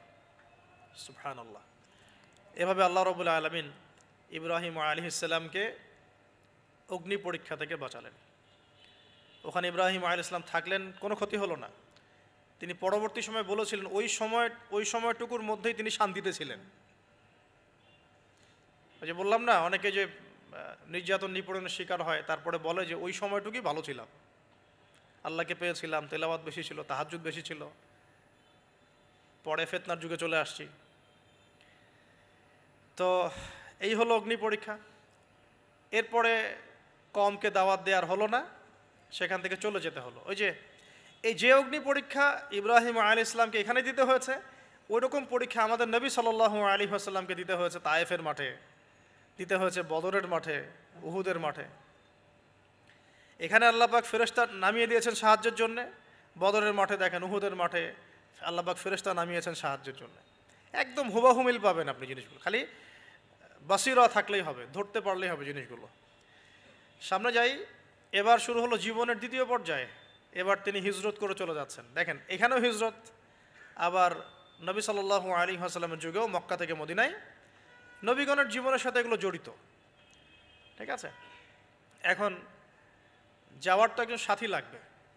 তো একাকিত্বের জীবনের অবসান ঘটলো, আল্লাহ রাব্বুল আলামিন তাকে সাথী দিলেন। সাথীর নাম হচ্ছে সারা আলাইহিস সালাম। কি নাম? অনন্য সুন্দরী নারী ছিলেন। ইতিহাসে বলা হয় যে দুজন নারী সবচেয়ে বেশি সুন্দরী, দুজন।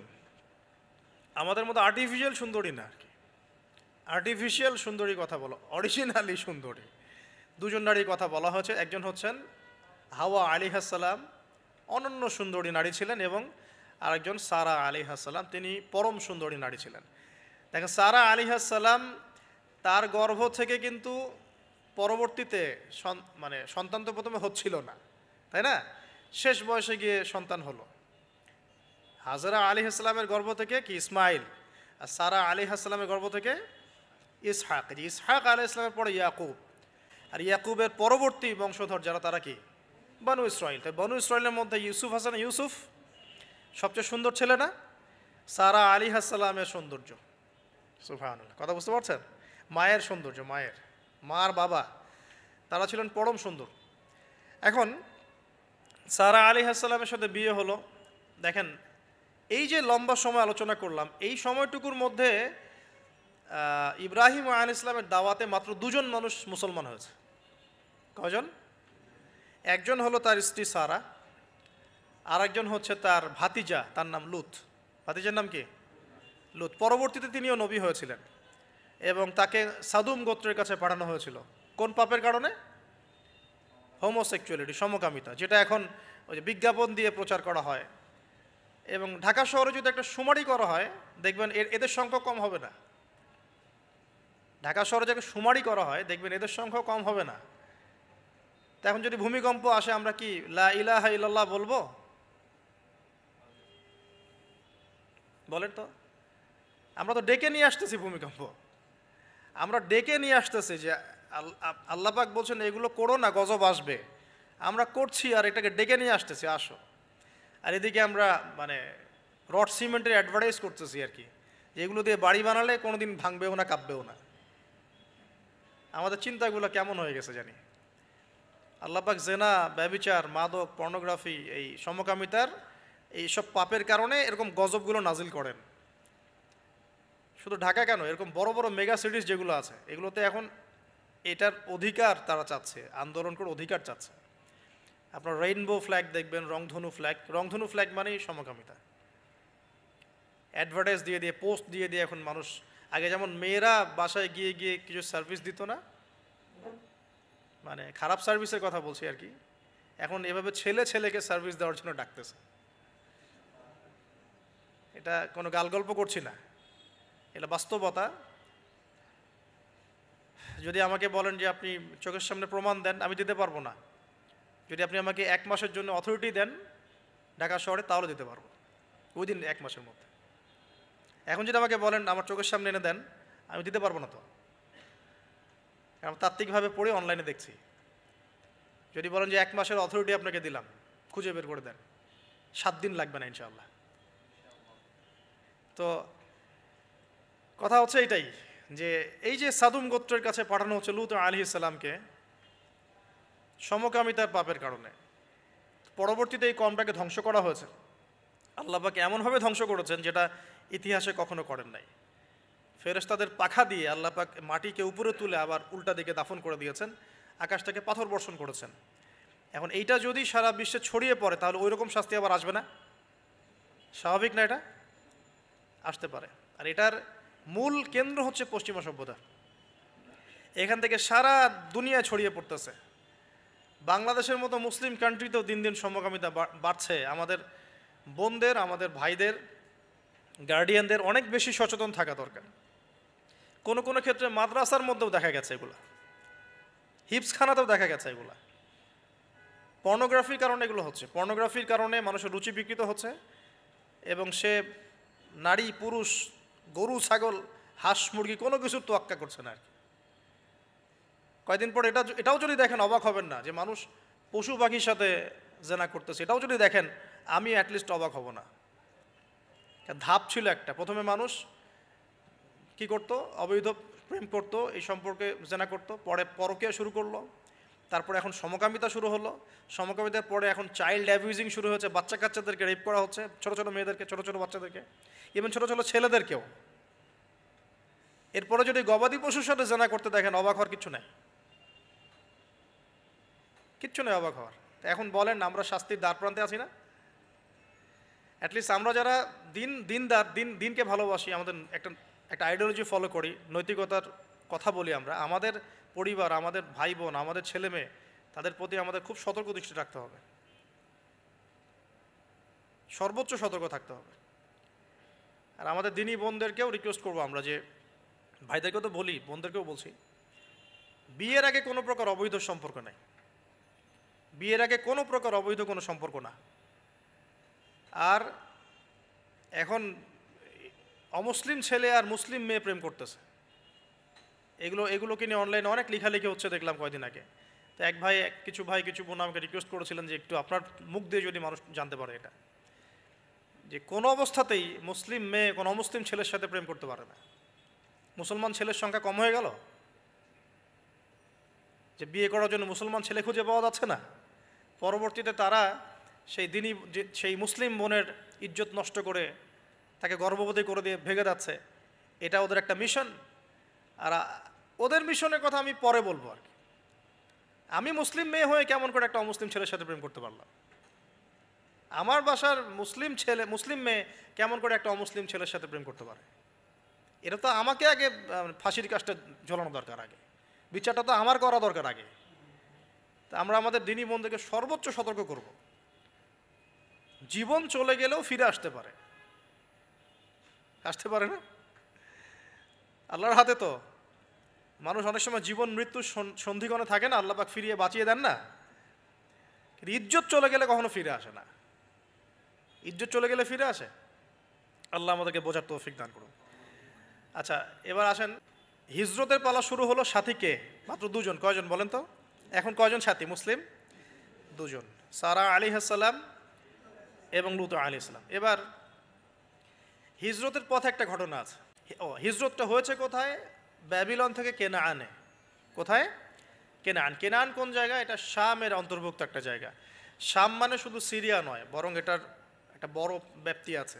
প্যালেস্টাইন, জেরুজালেম এর অদূরেই শামের মধ্যেই, প্যালেস্টাইন জেরুজালেমের অদূরেই এই কেনাআন একটা জায়গা ছিল। এখানে খালিল নামে একটা জায়গা এখনও আছে। কি নামে? খালিল, বর্তমান নাম খালিল। ইব্রাহিম আলাইহিস সালামকে কি বলা হয়? খালিলুল্লাহ, আল্লাহর খলিল। ওই নামটা কিন্তু এখনও এখানে আছে আর কি। তো এখানে হিজরত করা হয়। তারপরে এখানে থাকতে লাগলেন তার স্ত্রী সারা আলাইহিস সালাম। এক সময় ওই এলাকায় একটু দুর্ভিক্ষ দেখা দিল। তখন তারা মিশরের দিকে যাচ্ছিলেন খাবারের সন্ধানে। যাওয়ার সময় সেখানে একটা রাজা ছিল। রাজাটা লম্পট টাইপের। লম্পট রাজা বোঝেন কি না? যারা নারীর নেশা খুব আর কি, যে মেয়েকেই দেখে তাকে তুলে নিয়ে যায়। এগুলো নতুন পাপ না। ইতিহাসে যেগুলো দেখতে এখন যেগুলো হচ্ছে, এগুলো হিস্ট্রিতে ছিল, আগেও ছিল। কোরআনে এগুলো সবগুলোকে কেন ব্যাখ্যা করা হয়েছে? কারণ শেষ জামানায় শেষ নবীর উম্মতে এগুলো সবই হবে। শেষ নবীর উম্মতের সময় এই সবগুলো রিপিট হবে, কারণ আল্লাহ পাক সব জানিয়ে দিয়েছেন আমাদেরকে কি হয়েছিল আগে। আমরা হচ্ছে সামারি, পাপের সামারি। সারা ওয়ার্ল্ডের যত পাপ ছিল এগুলো সামারাইজিং করা হয়েছে, এই উম্মত হবে, এগুলো উম্মতের মধ্যে। এই জন্য আল্লাহ পাক সতর্ক করেছেন বারবার। এখন এই রাজা সারা আলাইহিস সালামের দিকে চোখ দিল। এখানে আমাদের দিনী বোনদেরকে একটা মারাত্মক নসিহত করতে চাই। এটা আমি পড়ছিলাম যখন, গত 3 দিন থেকে আমি 2বার এখানে পড়তে পড়তে থেমে গেছে। সারা আলাইহিস সালামকে যখন কিডন্যাপ করা হয়েছে তখন দুটো কাজ হয়েছে এখানে। এক, ইব্রাহিম আলাইহিস সালাম সাথে সাথেই তিনি নামাজে দাঁড়িয়ে গেছেন। ইব্রাহিম আলাইহিস সালাম কী করেছেন? নামাজে দাঁড়িয়ে গেছেন। আর সারা আলাইহিস সালামের দিকে যখন হাত বাড়াচ্ছে এই আপনার লম্পট বাচ্চা, সারা আলাইহিস সালাম সময় চেয়েছেন যে আমি নামাজ পড়ব, আমাকে নামাজ পড়ার ব্যবস্থা করে দেওয়া হোক। সারা আলাইহিস সালাম অজু করে এসেছেন, অজু করে নামাজে দাঁড়িয়েছেন। দাঁড়িয়ে 2 রাকাত নামাজ পড়ে আল্লাহর কাছে দোয়া করেছেন, আল্লাহুম্মা ইন কুনতা তা'লাম, হে আল্লাহ আপনি যদি জানেন, আল্লাহুম্মা ইন কুনতা তা'লাম, হে আল্লাহ আপনি যদি জানেন যে ইন্নী কদ আহসানতু ফরজি ইল্লা জাওজি, আমি আমার লজ্জাস্থানকে হেফাজত করে রেখেছিলাম, সতীত্বকে কখনো নষ্ট করিনি, শুধু আমার স্বামীর হক আমি স্বামীকে দিয়েছি। মানে আমি আমার স্বামী ছাড়া অন্য কারো কাছে আমার সতীত্ব নষ্ট করি নাই। যদি আপনি এটা জেনে থাকেন, আল্লাহ ফানসুরনি, আল্লাহ আপনি আমাকে সাহায্য করেন, ওয়ালা তুসমিত আলাইয়া হাদাল কাফের, আমার উপরে এই কাফেরকে আপনি বিজয়ী করেন না। এই দোয়াটা দিনী বোনরা মুখস্থ করে রাখতে পারেন। কারণ অনেকেই চলতে ফিরতে উঠতে বসতে অনেক রকম হ্যারাসমেন্টের শিকার হন। যদি আপনি সতীত্ব রক্ষা করে চলতে পারেন তখন আল্লাহর কাছে দোয়া করবেন, আল্লাহ আপনি যদি জেনে থাকেন আমি আমার সতীত্ব রক্ষা করেছি, আমি অনেস্ট, আমি আমার সতীত্ব রক্ষা করেছি, কারো সামনে আমি আমার সতীত্ব নষ্ট করি নাই, আল্লাহ আপনি এই জালেমের এগেনস্টে, এই কাফের এগেনস্টে, এই ফাসেকের এগেনস্টে আমাকে সাহায্য করেন। এই দোয়া করার সাথে সাথেই এই বাদশার হাতটা অবশ হয়ে গেছে, হাত আর আগাচ্ছে না, হাত প্যারালাইজ হয়ে গেছে, পড়ে গেল সে। তখন আবার তিনি দোয়া করছেন সারা আলাইহিস সালাম, আল্লাহ এখন যদি সে মারা যায় তার মানুষ মনে করবে আমি মেরে ফেলছি। তখন আল্লাহ পাক তাকে ছেড়ে দিলেন, ভালো হয়ে উঠলো। আবার ওই যে বললাম পশুর স্বভাব তো কখনো ঠিক হয় না, আবার হাত দেওয়া চেষ্টা করলো, আবার অবশ হয়ে গেল। এভাবে 3-4 বার চেষ্টা করেছে। এরপরে যখন পারছে না, তখন সে বলছে যে আমার সামনে কোন শয়তানকে তোমরা নিয়ে আসছো, সে তার ভাষায় বলছে আর কি, আমার সামনে কোন শয়তানকে হাজির করছো, একে নিয়ে যাও আমার সামনে থেকে। তো ছেড়ে দিল। তারপরে সাথে হাজারা আলাইহিস সালামকেও মানে হাদিয়া হিসেবে দিয়ে দিয়েছে, একে নিয়ে যাও। এবার হাজারা আলাইহিস সালাম, সারা আলাইহিস সালাম, ইব্রাহিম আলাইহিস সালাম কেনানে চলে আসলেন। এখন সারা আলাইহিস সালাম তো ভাবছেন তিনি বন্ধা, তিনি ভাবছেন যে আমার সন্তান হচ্ছে না। তখন ইব্রাহিম আলাইহিস সালামের বয়স প্রায় 86 বছর। কত বছর? আর সারা আলাইহিস সালামের বয়স প্রায় 70। তো 70 বছর হয়ে গেছে একটা মহিলার, মনে করেন বাচ্চা কাচ্চা হয়নি, তাহলে তো তার মনে হবে যে আমার মনে হয় বাচ্চা কাচ্চা হবে না, স্বামীর তো বংশ বাড়ছে না, তো বংশ রক্ষার স্বার্থে আমি তাকে একটা বিয়ে দেওয়ার চেষ্টা করছি। তখন হাজরা আলাইহিস সালামের সাথে তার বিয়ে দেওয়া হয়। এই হলো সেকেন্ড ওয়াইফ। এখনকার পশ্চিমা সভ্যতা অবশ্য আমাদেরকে শেখায় যে একজন নোবেল মানুষ আর কি, মানে a noble man can not marry মানে টুয়াইস থার্ড, এটা শেখায় যে একজন ভালো মানুষ একাধিক বিয়ে করতে পারে না। এটা নোবেলরা মানে পশ্চিমারা শেখায়। কিন্তু ওরা আবার এটা শেখানোর সাথে সাথে তাদের সোসাইটির মধ্যে একজন মানুষ 10টা-20টা মেয়ের সাথে জেনার চর্চা ঠিকই করে, এটা আবার ওখানে অ্যাভেলেবল। তো নবীগণের সুন্নাহ এটা কাদের সুন্নাহ? নবীগণের সুন্নাহ। কারণ নবীগণ এগুলো ম্যানেজ করতে পারতেন, মেনটেন করতে পারতেন, তাদেরকে আল্লাহ পাক ফিজিক্যাল, মেন্টাল সব ধরনের অ্যাবিলিটি দিয়েছিলেন। এবার বিয়ে হয়ে গেল, কিসের উদ্দেশ্যে দেয়া হয়েছে? সন্তান। এবার 86 বছর বয়সে আল্লাহ রাব্বুল আলামিন ইব্রাহিম আলাইহিস সালামকে সন্তান দান করলেন। সুবহানাল্লাহ। এই সন্তানের নাম কি? ইসমাঈল আলাইহিস সালাম। সন্তান জন্ম হয়ে গেল, পরীক্ষাও। ইব্রাহিম আলাইহিস সালামের জীবন তো পুরোটাই পরীক্ষা। বাবার থেকে বিচ্ছিন্নতা পরীক্ষা, আগুনের পরীক্ষা, সমাজ থেকে বিচ্ছিন্নতা পরীক্ষা। আবার এই যে এখন পরীক্ষা, আরও বড় বড় পরীক্ষা শুরু হচ্ছে। কি পরীক্ষা? এবার বলছেন স্ত্রী এবং সন্তানকে রেখে আসো মক্কায়। খুব খেয়াল করে দেখেন, এই জায়গা থেকে ইব্রাহিম আলাইহিস সালাম তার বিশ্বাস ছিল যে মক্কাতে আল্লাহ রাব্বুল আলামিন আমার স্ত্রী এবং সন্তানকে কিন্তু মেরে ফেলবেন না ইনশাআল্লাহ। কিন্তু তিনি তো মানুষ, তিনি বুঝতে পারছেন জনমানব শূন্য একটা জায়গায় আমার স্ত্রী সন্তান কিভাবে থাকবে।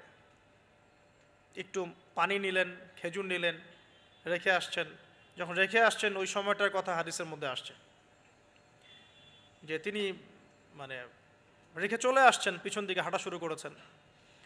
তার স্ত্রী দৌড়ে আসছেন বারবার। চিন্তা করেন একটু, মানে আবেগ দিয়ে ভাবেন জিনিসটাকে। আইনা তাযহাবু ইয়া ইব্রাহিম, কোথায় যাচ্ছেন আপনি? স্ত্রীকে তখনও বলা হয়নি যে তোমাদেরকে রেখে চলে যাবো এখান থেকে। স্ত্রীকে তখনও কিন্তু বলা হয় নাই যে তোমাকে রেখে চলে যাবো এখানে, তোমার সন্তানের এই যে দুধের বাচ্চা রেখে চলে যাব। তখনও কিন্তু তারা জানেন না। জিজ্ঞাসা করছেন আইনা তাযহাবু ইয়া ইব্রাহিম, কোথায় যাচ্ছেন ইব্রাহিম, কোথায় যাচ্ছেন ইব্রাহিম? বুকের মধ্যে পাথর বাঁধা। তখন বুকের মধ্যে তখন ইব্রাহিম আলাইহিস সালাম কি পাথর বাঁধা। এটা পুরুষ, এই ফিলিংসগুলো পুরুষরা বুঝবে, মেয়েরা বুঝবে না। এই বুকে পাথর বেঁধে হাসি মুখে থাকার যে অনুভূতি, এটা পুরুষরা বুঝবে, মেয়েরা বুঝবে না, তাই না ব্যাপারটা? তো ইব্রাহিম আলাইহিস সালামের বুকে তখন পাথর বাঁধা, তিনি কথাই বলতে পারতেছেন না। তখন তিনি বললেন যে আপনি কি আল্লাহর হুকুমে রেখে যাচ্ছেন আমাদেরকে এখানে? তখন ইব্রাহিম শুধু মাথা নাড়লেন, মুখ দিয়ে হ্যাঁও বলেন নাই, মাথা নাড়ছেন খালি।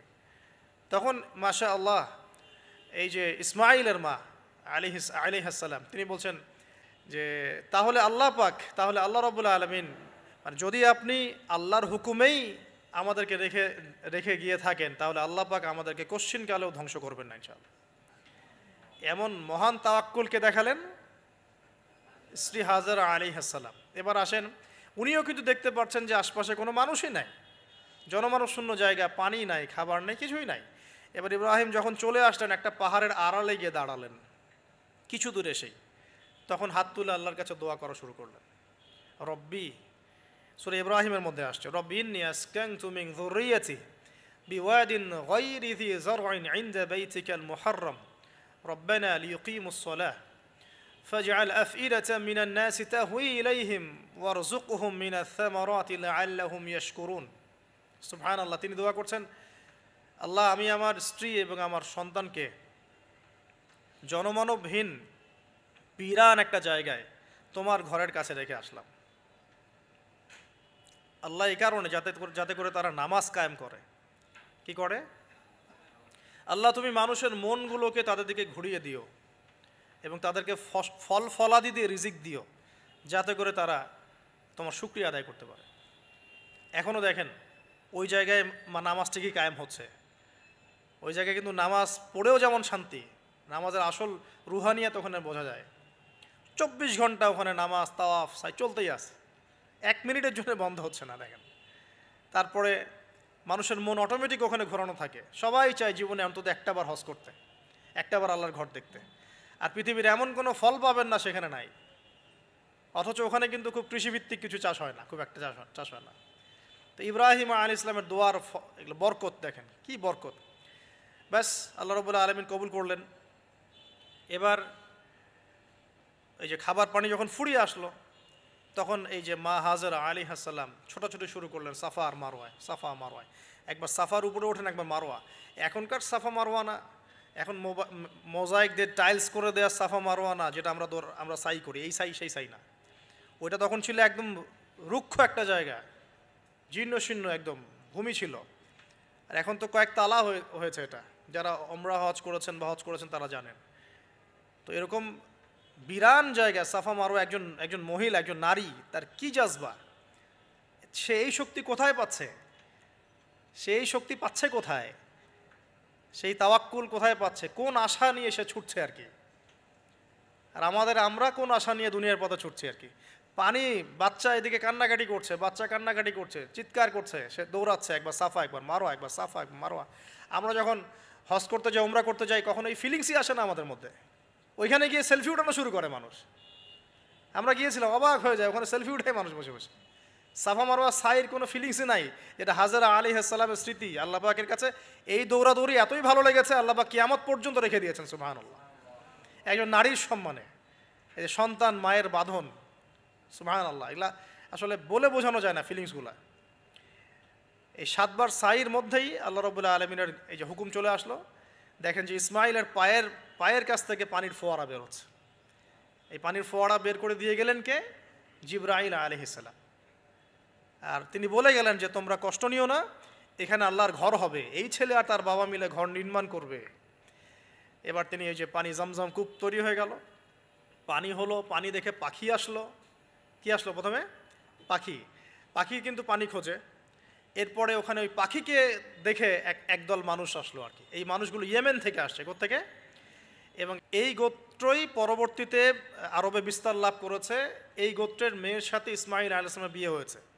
পরবর্তীতে এই গোত্রর হাত ধরে কুরাইশ বংশ হয়েছে এবং এই কুরাইশ বংশে আমাদের শেষ নবী মুহাম্মদ সাল্লাল্লাহু আলাইহি ওয়াসাল্লামের জন্ম হয়েছে। বুঝতে পারলেন? এই হলো ইতিহাস। তো তারা পানি চেয়েছিল। তো হাজরা আলাইহিস সালাম বলেছিলেন যে পানি দিতে পারে এক শর্তে, এখানে বসতি স্থাপন করতে হবে। তো ওরা তো আরও ভালো, বসতি স্থাপন করবো, পানিও পাবো, সব তো আরও ভালো হলো। এখানে ইসমাইল আলাইহিস সালাম বড় হন। পরবর্তীতে এখানকারই এক মেয়েকে তিনি বিয়ে করেন, নারীকে বিয়ে করেন। তার বংশতে আসে মুহাম্মদ। তার বংশতে আস্তে আস্তে যে কুরাইশ, বনু হাশেম, বনু মাখজুম, এগুলো হতে হতে হতে মুহাম্মদ সাল্লাল্লাহু আলাইহি ওয়াসাল্লাম কুরাইশ বংশে জন্ম নেন। তাহলে আমাদের নবীর পিতা কে বলেন? ইসমাইল। কে? ইসমাইল আলাইহিস সালামকে বলা হয় আরব জাতির পিতা, আলাদা করে আরব জাতির পিতা। আর তখনই কিন্তু আরবি ভাষাটাই, যে আমরা যে এখনকার যে আরবি ভাষাটা দেখছি, এই আরবি ভাষাটা কিন্তু এই বনু জোহরুম গোত্র থেকে আসছে আর কি। বুঝতে পারছেন? এই গোত্রের ভাষা ছিল এই ক্লাসিক্যাল আরবি ভাষা, আমরা যে আরবিটা এখন চর্চা করি। তো এবার ইসমাইল আলাইহিস সালামের বয়স যখন এবার আবার একটু বড় হলো, বেশি হলো, 10 থেকে 13 বছর, তখন আরেকটা পরীক্ষা। এর মাঝে মাঝে বাবা আসেন, দেখেন যান, দেখেন যান। এখন শেষ বয়সে যারা সন্তান পেয়েছেন তারা এই জিনিসগুলো বুঝেন। আমরা যারা বিয়ে শাদী করি নাই, সন্তান হয় নাই, আমরা আসলে এগুলো পড়ি, বুঝতে পারি না। কারো যদি সন্তান মারা গিয়ে থাকে, তাকে দাফন করে থাকেন, তারা এই ফিলিংসগুলো বোঝেন, বুঝবেন।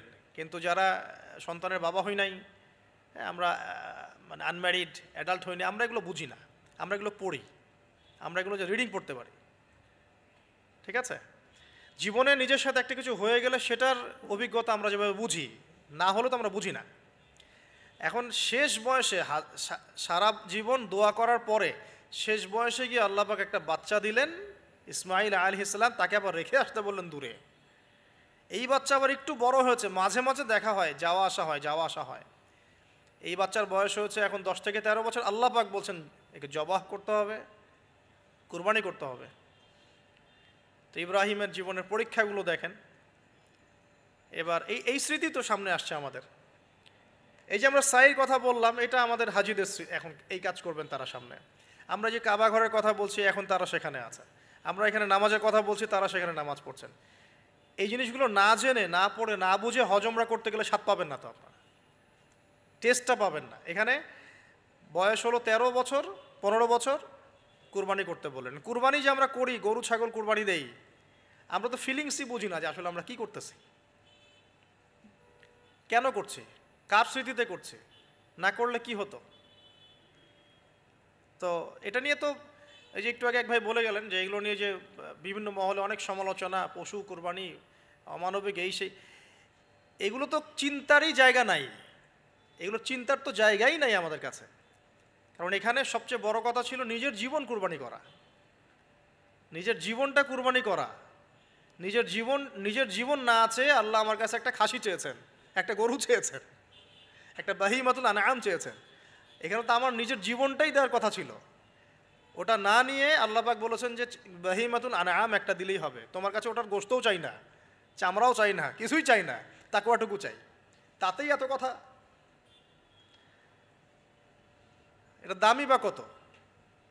10-15 হাজার, বা একটা গরু 50,000, 60,000, 1 লাখ টাকা। 1 লাখ টাকা কি আপনি সন্তানের মূল্য দিয়ে হিসাব করতে পারবেন? তো এখানে মূল জিনিসটাই হচ্ছে আল্লাহ পাকের হুকুম।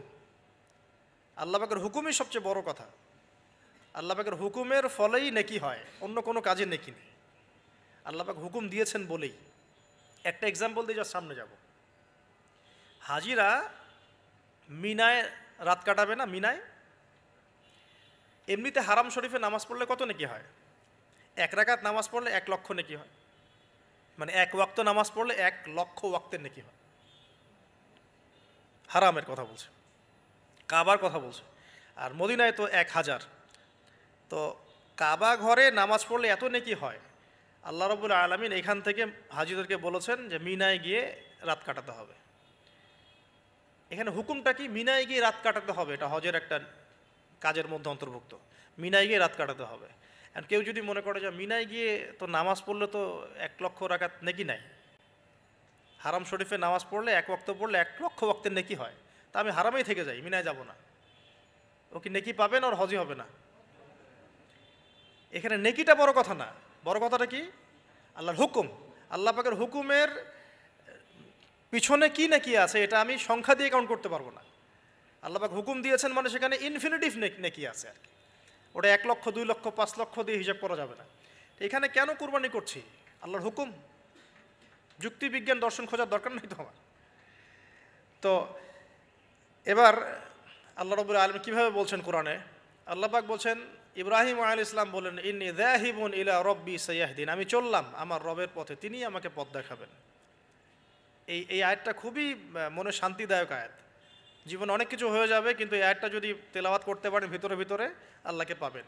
ইন্নী যাহিবুন ইলা রব্বি সাইয়াহদিন, আমি ছুটলাম, আমি চললাম আমার রবের দিকে, তিনি আমাকে পথ দেখাবেন। রব্বি হাবলি মিনাস সালিহিন, আল্লাহ আমাকে সুসন্তান দান করুন, সালেহীন সন্তান দান করুন।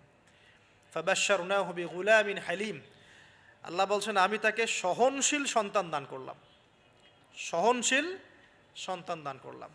এবার ফালাম্মা বালাগা মাআহু সা'য়া, এবার যখন বাচ্চাটা বাবার সাথে দৌড়াদৌড়ি করা শিখলো, মানে এই যে 10, 12, 14 বছর বয়স, এই সময় বাচ্চাগুলো আরও বেশি আকর্ষণীয় হয়।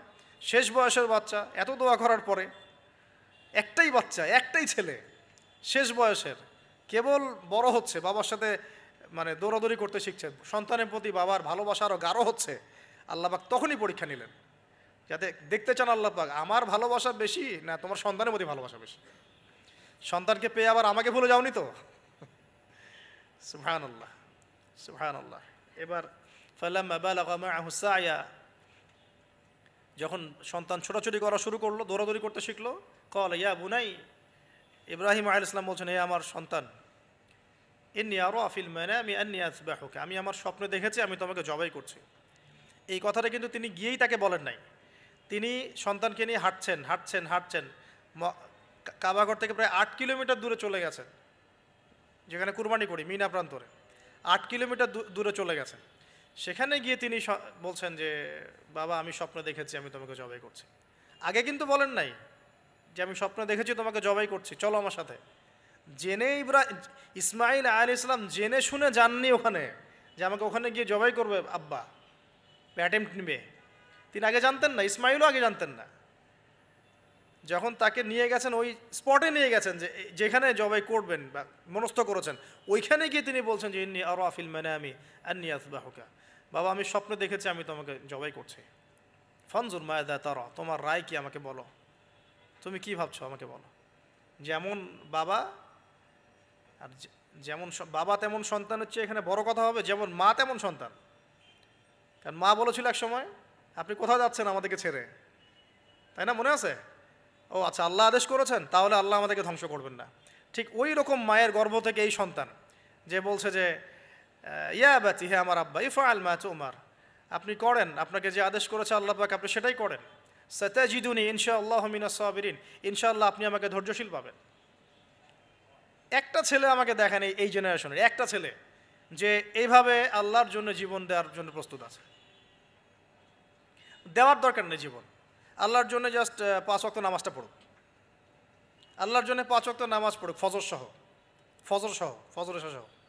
আল্লাহর জন্য রেগুলার তাহাজ্জুদ পড়ে, জীবন দেওয়া বহুত দূরের কথা, এটা হাইয়েস্ট লেভেল, এটা আমি বলতে চাচ্ছি না। আল্লাহর জন্যে কোরআনটা হিফজ করেছে, একটা পড়া হিফজ করেছে, বা অ্যাটলিস্ট আল্লাহর জন্য কোরআন তেলাওয়াত করা শিখেছে, জাস্ট রিসাইট করা শিখেছে।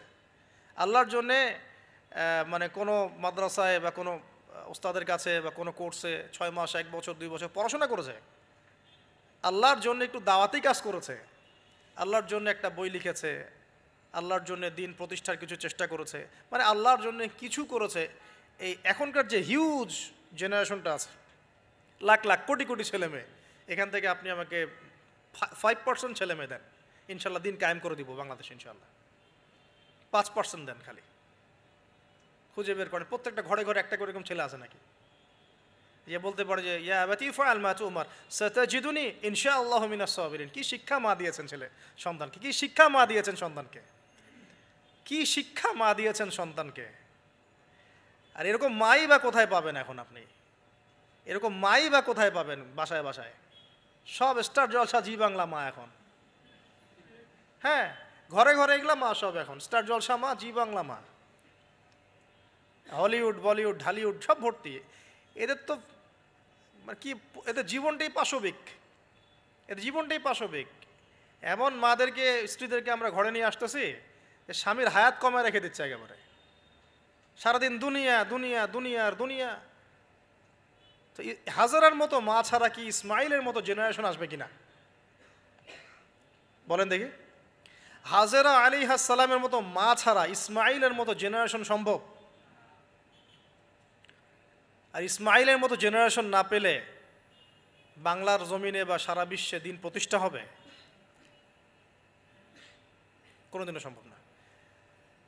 তো ইসমাইল আলাইহিস সালামের এই কথার পরে, এই কথা যখন বাস বাবা তো এখন বুঝে ফেললেন যে আমার ছেলে তো যেই সেই ছেলে না, সে আবার ইনশাআল্লাহ বলেছে, ইনশাআল্লাহ মিনাস ফালাম্মা আসলামা ওয়া তাল্লাহু লিল জামিন। আল্লাহ পাক এত চমৎকার করে কোরআনের মধ্যে মানে আয়াতগুলোকে নিয়ে এসেছেন, বালাগাত এত উঁচু মানের।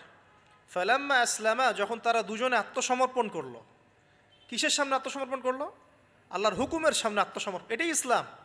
ইসলাম মানে কি? এই যে এইটা ইসলাম, আল্লাহর হুকুমের সামনে মাথা নত করার নাম ইসলাম। আর আমরা তো প্রত্যেকটা কাজের পিছনে লজিক খুঁজি। নামাজ কেন পড়তে হবে, রোজা কেন রাখবো, জাকাত কেন দিব? তো তোমাকে কেন খুঁজতে কে বলেছে? আল্লাহ বলেছেন তাই করব, রাসূল বলেছেন তাই করব, আল্লাহ নিষেধ করেছেন তাই করব না, রাসূল নিষেধ করেছেন তাই করব না। এত যুক্তি দর্শনের কি দরকার? সব তো আমার মাথায় ধরবে না। এই যে ফালাম্মা আসলামা, এই যে ইসলাম শব্দটা এখানে আছে, ফালাম্মা আসলামা, যখন তারা দুজন ইসলাম কবুল করলো না, এখানে যখন তারা দুজন আত্মসমর্পণ করলো।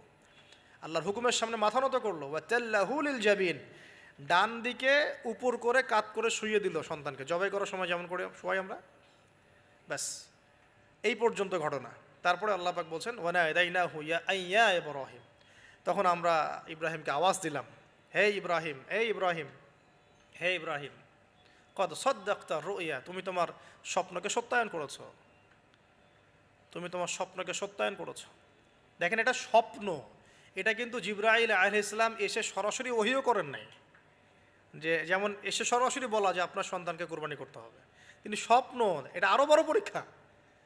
কারণ স্বপ্ন, শয়তান ওই সময় 3 বার পাথর নিক্ষেপ করেছে না, শয়তান বোঝানোর চেষ্টা করেছে এটা তো স্বপ্ন, ভুলও হতে পারে, এটা তো স্বপ্ন, মিথ্যা স্বপ্নও দেখতে পারো।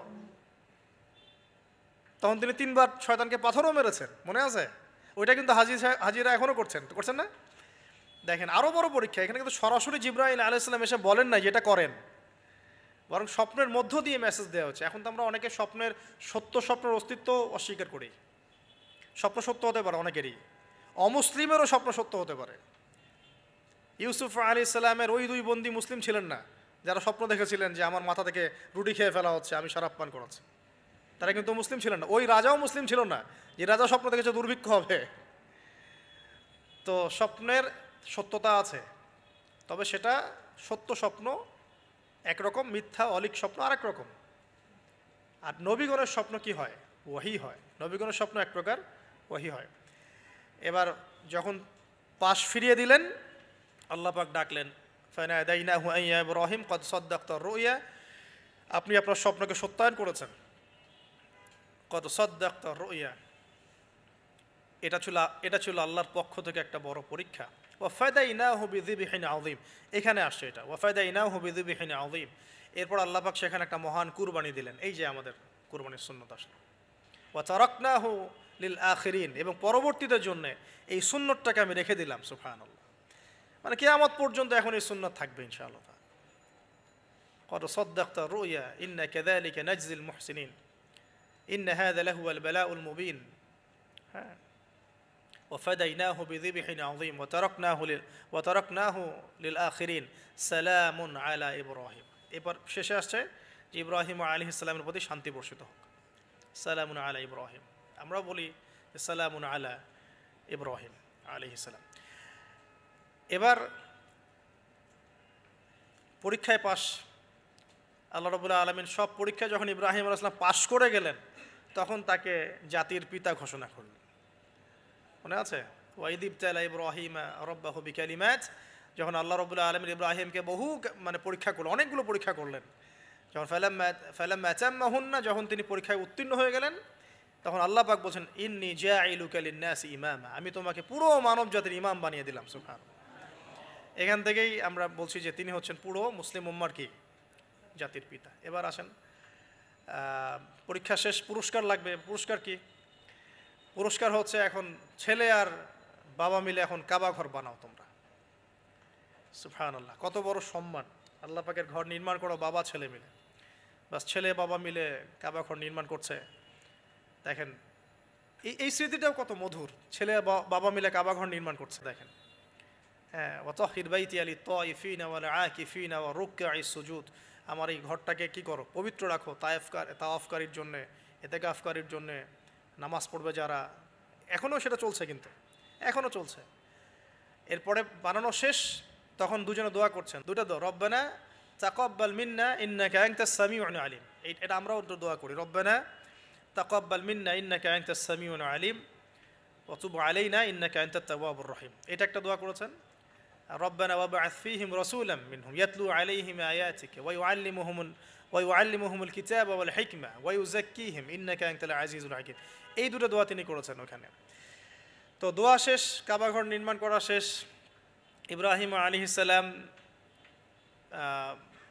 200 বছর বেঁচে ছিলেন, বলা হয় তিনি 200 বছর বেঁচে ছিলেন। এরপরে তিনি যখন ফিরে গেছেন কেনানে, তখন গিয়ে শুনেছেন তার এই স্ত্রী সারা আলাইহিস সালামও গর্ভবতী হয়েছেন, মাশাআল্লাহ। এবং তিনি অবাক হয়েছিলেন যে এই বয়সে গর্ভবতী কীভাবে। সূরা হিজরের মধ্যে ঘটনাটা আছে যে 2-3 জন ফেরেশতা এসেছেন বাসায় মানুষের রূপ ধরে। তাফসিরে দেখেছি তাদের নাম, একজন জিবরাইল, একজন মিকাইল, একজন হচ্ছে ইসরাফিল আলাইহিস সালাম, 3 জন। তিনজন এসেছেন মানুষের রূপ ধরে, এবং ইব্রাহিম আলাইহিস সালাম বাছুর ভুনা করে দিয়েছেন খেতে। ইব্রাহিম আলাইহিস সালামকে কিন্তু এই জন্য বলা হয় মেহমানদের পিতা, মেহমানদেরও পিতা বলা হয়। খুবই মেহমানদারি করতেন তিনি, খুব বেশি মেহমানদারি করতেন। আরবে এই ট্রেডিশনটা এখনও আছে, মেহমানদারি করানোর ট্রেডিশনটা এখনও আছে। তো তারা হাত বাড়িয়ে খাচ্ছে না, এটা দেখে তিনি ভয় পেলেন। তখন তিনি বললেন যে ভয় পাওয়ার কোনো কারণ নাই। তারা বললেন ভয় পাওয়ার কোনো কারণ নাই, আমরা এসেছি লুতের কওমের কাছে, ওই কওমের উপরে আযাব অবধারিত হয়ে গেছে এবং আমরা এখানে সেখানে আল্লাহর গজব ফেলবে। তো এরপরে কী হলো ওটা তো আপনারা জানেন। এখানে সুসংবাদ দিয়েছিলেন যে আপনার স্ত্রী সারা তিনি সন্তান জন্ম দিবে ইনশাআল্লাহ। তো সারা আলাইহিস সালাম তিনি অবাক হয়েছেন যে এই বয়সে কীভাবে। তখন তারা বলেছেন আল্লাহর রহমত থেকে কি আপনি অবাক হচ্ছেন? তার গর্ভে এরপরে জন্ম নিল ইসহাক আলাইহিস সালাম। ইসহাক আলাইহিস সালামের পরে আসছে ইয়াকুব আলাইহিস সালাম। তারপরে ইয়াকুব আলাইহিস সালামের আরেকটা নাম হচ্ছে ইসরাইল, তার নামে পুরো কওমের নাম বনু ইসরাইল। তারপরে ইউসুফ, ইউনুস, এই যে এইভাবে ট্রেন্ড চলতে থাকে। বলা হয় যে 1,24,000 নবী রসুলের মধ্যে, বলা হয় 1,24,000 নবী রসুলের মধ্যে বেশিরভাগ নবী এই বংশে এসেছে আর কি। তাহলে দেখেন, যে নারীর সন্তান হচ্ছিল না দীর্ঘদিন ধরে, সেই নারী হয়ে গেলেন নবীগণের মা, সেই নারী হয়ে গেলেন কি আল্লাহ পাকের রহমত। তাহলে তাদের পরিবারে কত পরীক্ষা, কত ট্র্যাজেডি, কত রহমত, কত আল্লাহ পাকের মারেফত, অলৌকিকতা। তো এই সব কিছু মিলিয়ে হচ্ছে আমাদের এই যে আপনার জিলহজের 10 দিন, কুরবানি, আমাদের হজ, আমাদের ওমরা, আমাদের তাওয়াফ, আমাদের সাই, আমাদের কুরবানি, যে আমাদের পাথর নিক্ষেপ করা, এই পুরো বিষয়গুলো ইব্রাহিম আলাইহিস সালামের এই মহান জীবনের সাথে সম্পৃক্ত আছে। তো আমরা এই জীবন থেকে যে শিক্ষাগুলো পাইলাম, এই শিক্ষাগুলোর পয়েন্টসগুলো একটু খালি খেয়াল করি আমরা। 1 নম্বর, ইব্রাহিম আলাইহিস সালামের জীবন থেকে শিক্ষা পেলাম আত্মসমর্পণের। 1 নম্বর শিক্ষা কি ভাই? আত্মসমর্পণ। মানে জীবনের যেখানেই আল্লাহ পাকের যে হুকুম আসবে মাথা পেতে নিতে হবে, কোনো প্রশ্ন করা যাবে না, কোনো প্রশ্ন করা যাবে না, কোনো যুক্তি, বিজ্ঞান, দর্শনও খোঁজার দরকার নেই। হ্যাঁ থাকতে পারে, কিন্তু আমি সেটার জ্ঞান নাও রাখতে পারি। যুক্তি থাকতে পারে, বিজ্ঞান থাকতে পারে, দর্শন থাকতেও পারে, এটা কিছু কিছু আমার বুঝে আসতেও পারে, আবার এমন হতে পারে বেশিরভাগই আমি বুঝতে পারছি না। তারপরেও আমাকে আত্মসমর্পণ করতেই হবে, এর নাম হলো ইসলাম। এটা হলো প্রথম কথা। দ্বিতীয় হচ্ছে যে যারা এরকম করে আত্মসমর্পণ করবে তাদেরকে তাওহীদপন্থী হতে হবে। ইব্রাহিম আলাইহিস সালামের পুরো এই লাইফ হিস্ট্রিটার মধ্যে আছে তাওহীদ, তাওহীদ আর তাওহীদ, একত্ববাদ, একত্ববাদ, একত্ববাদ। আল্লাহ রাব্বুল আলামিনের একত্ববাদ শিখুন, কিতাবুত তাওহীদ এই টাইপের বইগুলো পড়ুন, শিরক থেকে দূরে থাকুন। ইনশাআল্লাহ যে ব্যক্তি শিরক থেকে দূরে থাকবে, তাওহীদপন্থী হবে, সে মৃত্যুবরণ করলে জান্নাতে যাবে ইনশাআল্লাহ। মান মাতা লা ইউশরিক বিল্লাহি শাইআ দাখালাল জান্নাহ। যে ব্যক্তি মৃত্যুবরণ করবে এমন অবস্থায় যে আল্লাহর সাথে শরিক করে নাই, সে জান্নাতে যাবে ইনশাআল্লাহ। তো ইব্রাহিমের চেতনা আমাদেরকে শেখায় তাওহীদ, ইব্রাহিমের চেতনা আমাদেরকে শেখায় আত্মসমর্পণ, ইসলাম, আত্মসমর্পণ এবং তাওহীদ। আরও শেখায় আল্লাহর প্রতি তাওয়াক্কুল। আল্লাহর প্রতি কি? তাওয়াক্কুল, ভরসা করা। কিভাবে তারা ভরসা করেছেন, তাওয়াক্কুল করেছেন, সবসময় বলেছেন হাসবি আল্লাহ ওয়া নি'মাল ওয়াকিল, হাসবি আল্লাহ ওয়া নি'মাল। বলা হয় যে এই কালিমাটাও যদি সকাল সন্ধ্যায় কেউ 7 বার করে পড়ে, হাসবি আল্লাহু লা ইলাহা ইল্লা হু আলাইহি তাওয়াক্কালতু ওয়া হুয়া রাব্বুল আরশিল আযীম, এই দোয়াটাও যদি সকাল সন্ধ্যায় কেউ 7 বার করে পড়ে, দুনিয়া আখিরাতের যে কোনো প্রয়োজন আল্লাহ পূরণ করে দিবে ইনশাআল্লাহ। এটাও সূরা তওবার মধ্যে আছে, ঠিক আছে। তারপরে 4 নম্বর হচ্ছে যে জ্ঞানতাত্ত্বিক যুদ্ধ। মানে ইব্রাহিম আলাইহিস সালাম কিন্তু হাত দিয়ে যুদ্ধ করেন নাই, কিন্তু জ্ঞানতাত্ত্বিক দর্শন দিয়ে, জ্ঞান দিয়ে তিনি কিন্তু সারা জীবন ধরেই যুদ্ধ করে গেছেন মানে বাতিলপন্থীদের সাথে। আপনারা শুরুতে দেখলেন একটা একটা করে। 5 নম্বর হচ্ছে যে তার জীবনে হিজরতের ঘটনা ছিল। তাকে পরিবার থেকে বাধা পেতে হয়েছে, সমাজ থেকে বাধা পেতে হয়েছে, তাকে ধর্মনেতারা চ্যালেঞ্জ করেছে, এমনকি নমরুদের অগ্নি পরীক্ষাতেও পড়তে হয়েছে, তারপরে তাকে হিজরতও করতে হয়েছে। এই প্রত্যেকটা সুন্নত আমাদের নবী সাল্লাল্লাহু আলাইহি ওয়াসাল্লামের জীবনেও হয়েছে। তাকেও পরিবার থেকে বাধা দেওয়া হয়েছে, সমাজ বাধা দিয়েছে, তাকে ধর্মনেতারা বাধা দিয়েছে এবং তাকেও দেশ ছাড়া করা হয়েছে। 5 নম্বর, নেককার স্ত্রীর ভূমিকা। তাদের উভয়ের জীবনে নেককার স্ত্রীর একটা মারাত্মক ভূমিকা ছিল। একটু চিন্তা করে দেখেন, যদি আমরা সারা আলাইহিস সালাম আর হাজেরা আলাইহিস সালামকে এই পুরো হিস্ট্রি আর গল্পটা থেকে মাইনাস করে দিই, গল্পের কতটুকু বাকি থাকে? বুঝতে পারছেন না? মানে এই পুরো গল্প থেকে যদি আমরা এই দুইটা ক্যারেক্টারকে মাইনাস করি তাহলে কিন্তু গল্পের আর কিছু বাকি থাকে না, মানে খুব কমই বাকি থাকে। তার মানে তারা এখানে অনেক ভাইটাল ক্যারেক্টার। এই কারণে আমাদের জীবনেও সবচেয়ে ভাইটাল ক্যারেক্টার কারা? আমাদের স্ত্রীরা। আমাদের পিতামাতার চাইতেও বেশি বড় বড় ভাইটাল ক্যারেক্টার কারা? তো এই জন্য স্ত্রী এবং স্বামী চুজ করার ক্ষেত্রে সর্বোচ্চ সতর্ক থাকতে হবে। এবং স্ত্রীদেরকে অবশ্যই তাওহিদপন্থী হতে হবে, হাজরা আলাইহিস সালামের মতো দিনদার, নেককার, পরহেজগার, আল্লাহর প্রতি ভরসাকারিণী হতে হবে, সবর ধৈর্য ধারণকারিণী হতে হবে, ধৈর্য ধারণকারিণী। এবং স্বামী যদি নেককার হয় সেই স্বামীকে সাপোর্ট করা, তাকে তার স্বপ্ন, তার ভিশনকে এগিয়ে নেওয়া, তার পাশে থাকা, তাকে পিছন থেকে বুস্ট আপ করা, এগুলো স্ত্রীর দায়িত্ব। তো এগুলো যদি করতে পারে তাহলে পরিবারটা ইনশাআল্লাহ ইব্রাহিমের তাওহিদের আদর্শের পরিবার হবে ইনশাআল্লাহ তাআলা। ওই পরিবারের কর্তাই হবে ইব্রাহিমের মতো, আর ওই পরিবারের স্ত্রী হবে হাজরা সারার মতো ইনশাআল্লাহ। তখন ওই পরিবার থেকে ইসমাইলের মতো সন্তান প্রডিউসড হবে ইনশাআল্লাহ আযজা ওয়া জাল। এরপরে আছে যে অগ্নি পরীক্ষা। আপনি যদি তাওহিদপন্থী হন, পরিপূর্ণ মুসলিম হওয়ার চেষ্টা করেন, পদে পদে আল্লাহ পরীক্ষা নেবেন। এমনকি বড় পরীক্ষাও আসতে পারে, সেসব পরীক্ষার জন্য আল্লাহ পাকের বান্দারা মানসিকভাবে প্রস্তুত থাকবে ইনশাআল্লাহ তাআলা। এরপরে ভালোবাসা। ভালোবাসার সর্বোচ্চ লেভেলটা শুধু আল্লাহ পাকের জন্যে। দেখেন, সন্তানের ভালোবাসা চাইতেও আল্লাহর ভালোবাসাকে তিনি বড় করে দেখেছেন, তাই না? তো আল্লাহ পাকের চাইতে বেশি কাউকে ভালোবাসা যাবে না। আল্লাহর জন্যে অন্যদেরকে ভালোবাসবো, আল্লাহর জন্য সব কিছু করবো ইনশাআল্লাহ। তারপর আরও অনেক আছে, যেমন বিপদে কষ্টে তারা নামাজ পড়েছেন, তাই না? কষ্টে বিপদে তারা নামাজে দাঁড়িয়েছেন।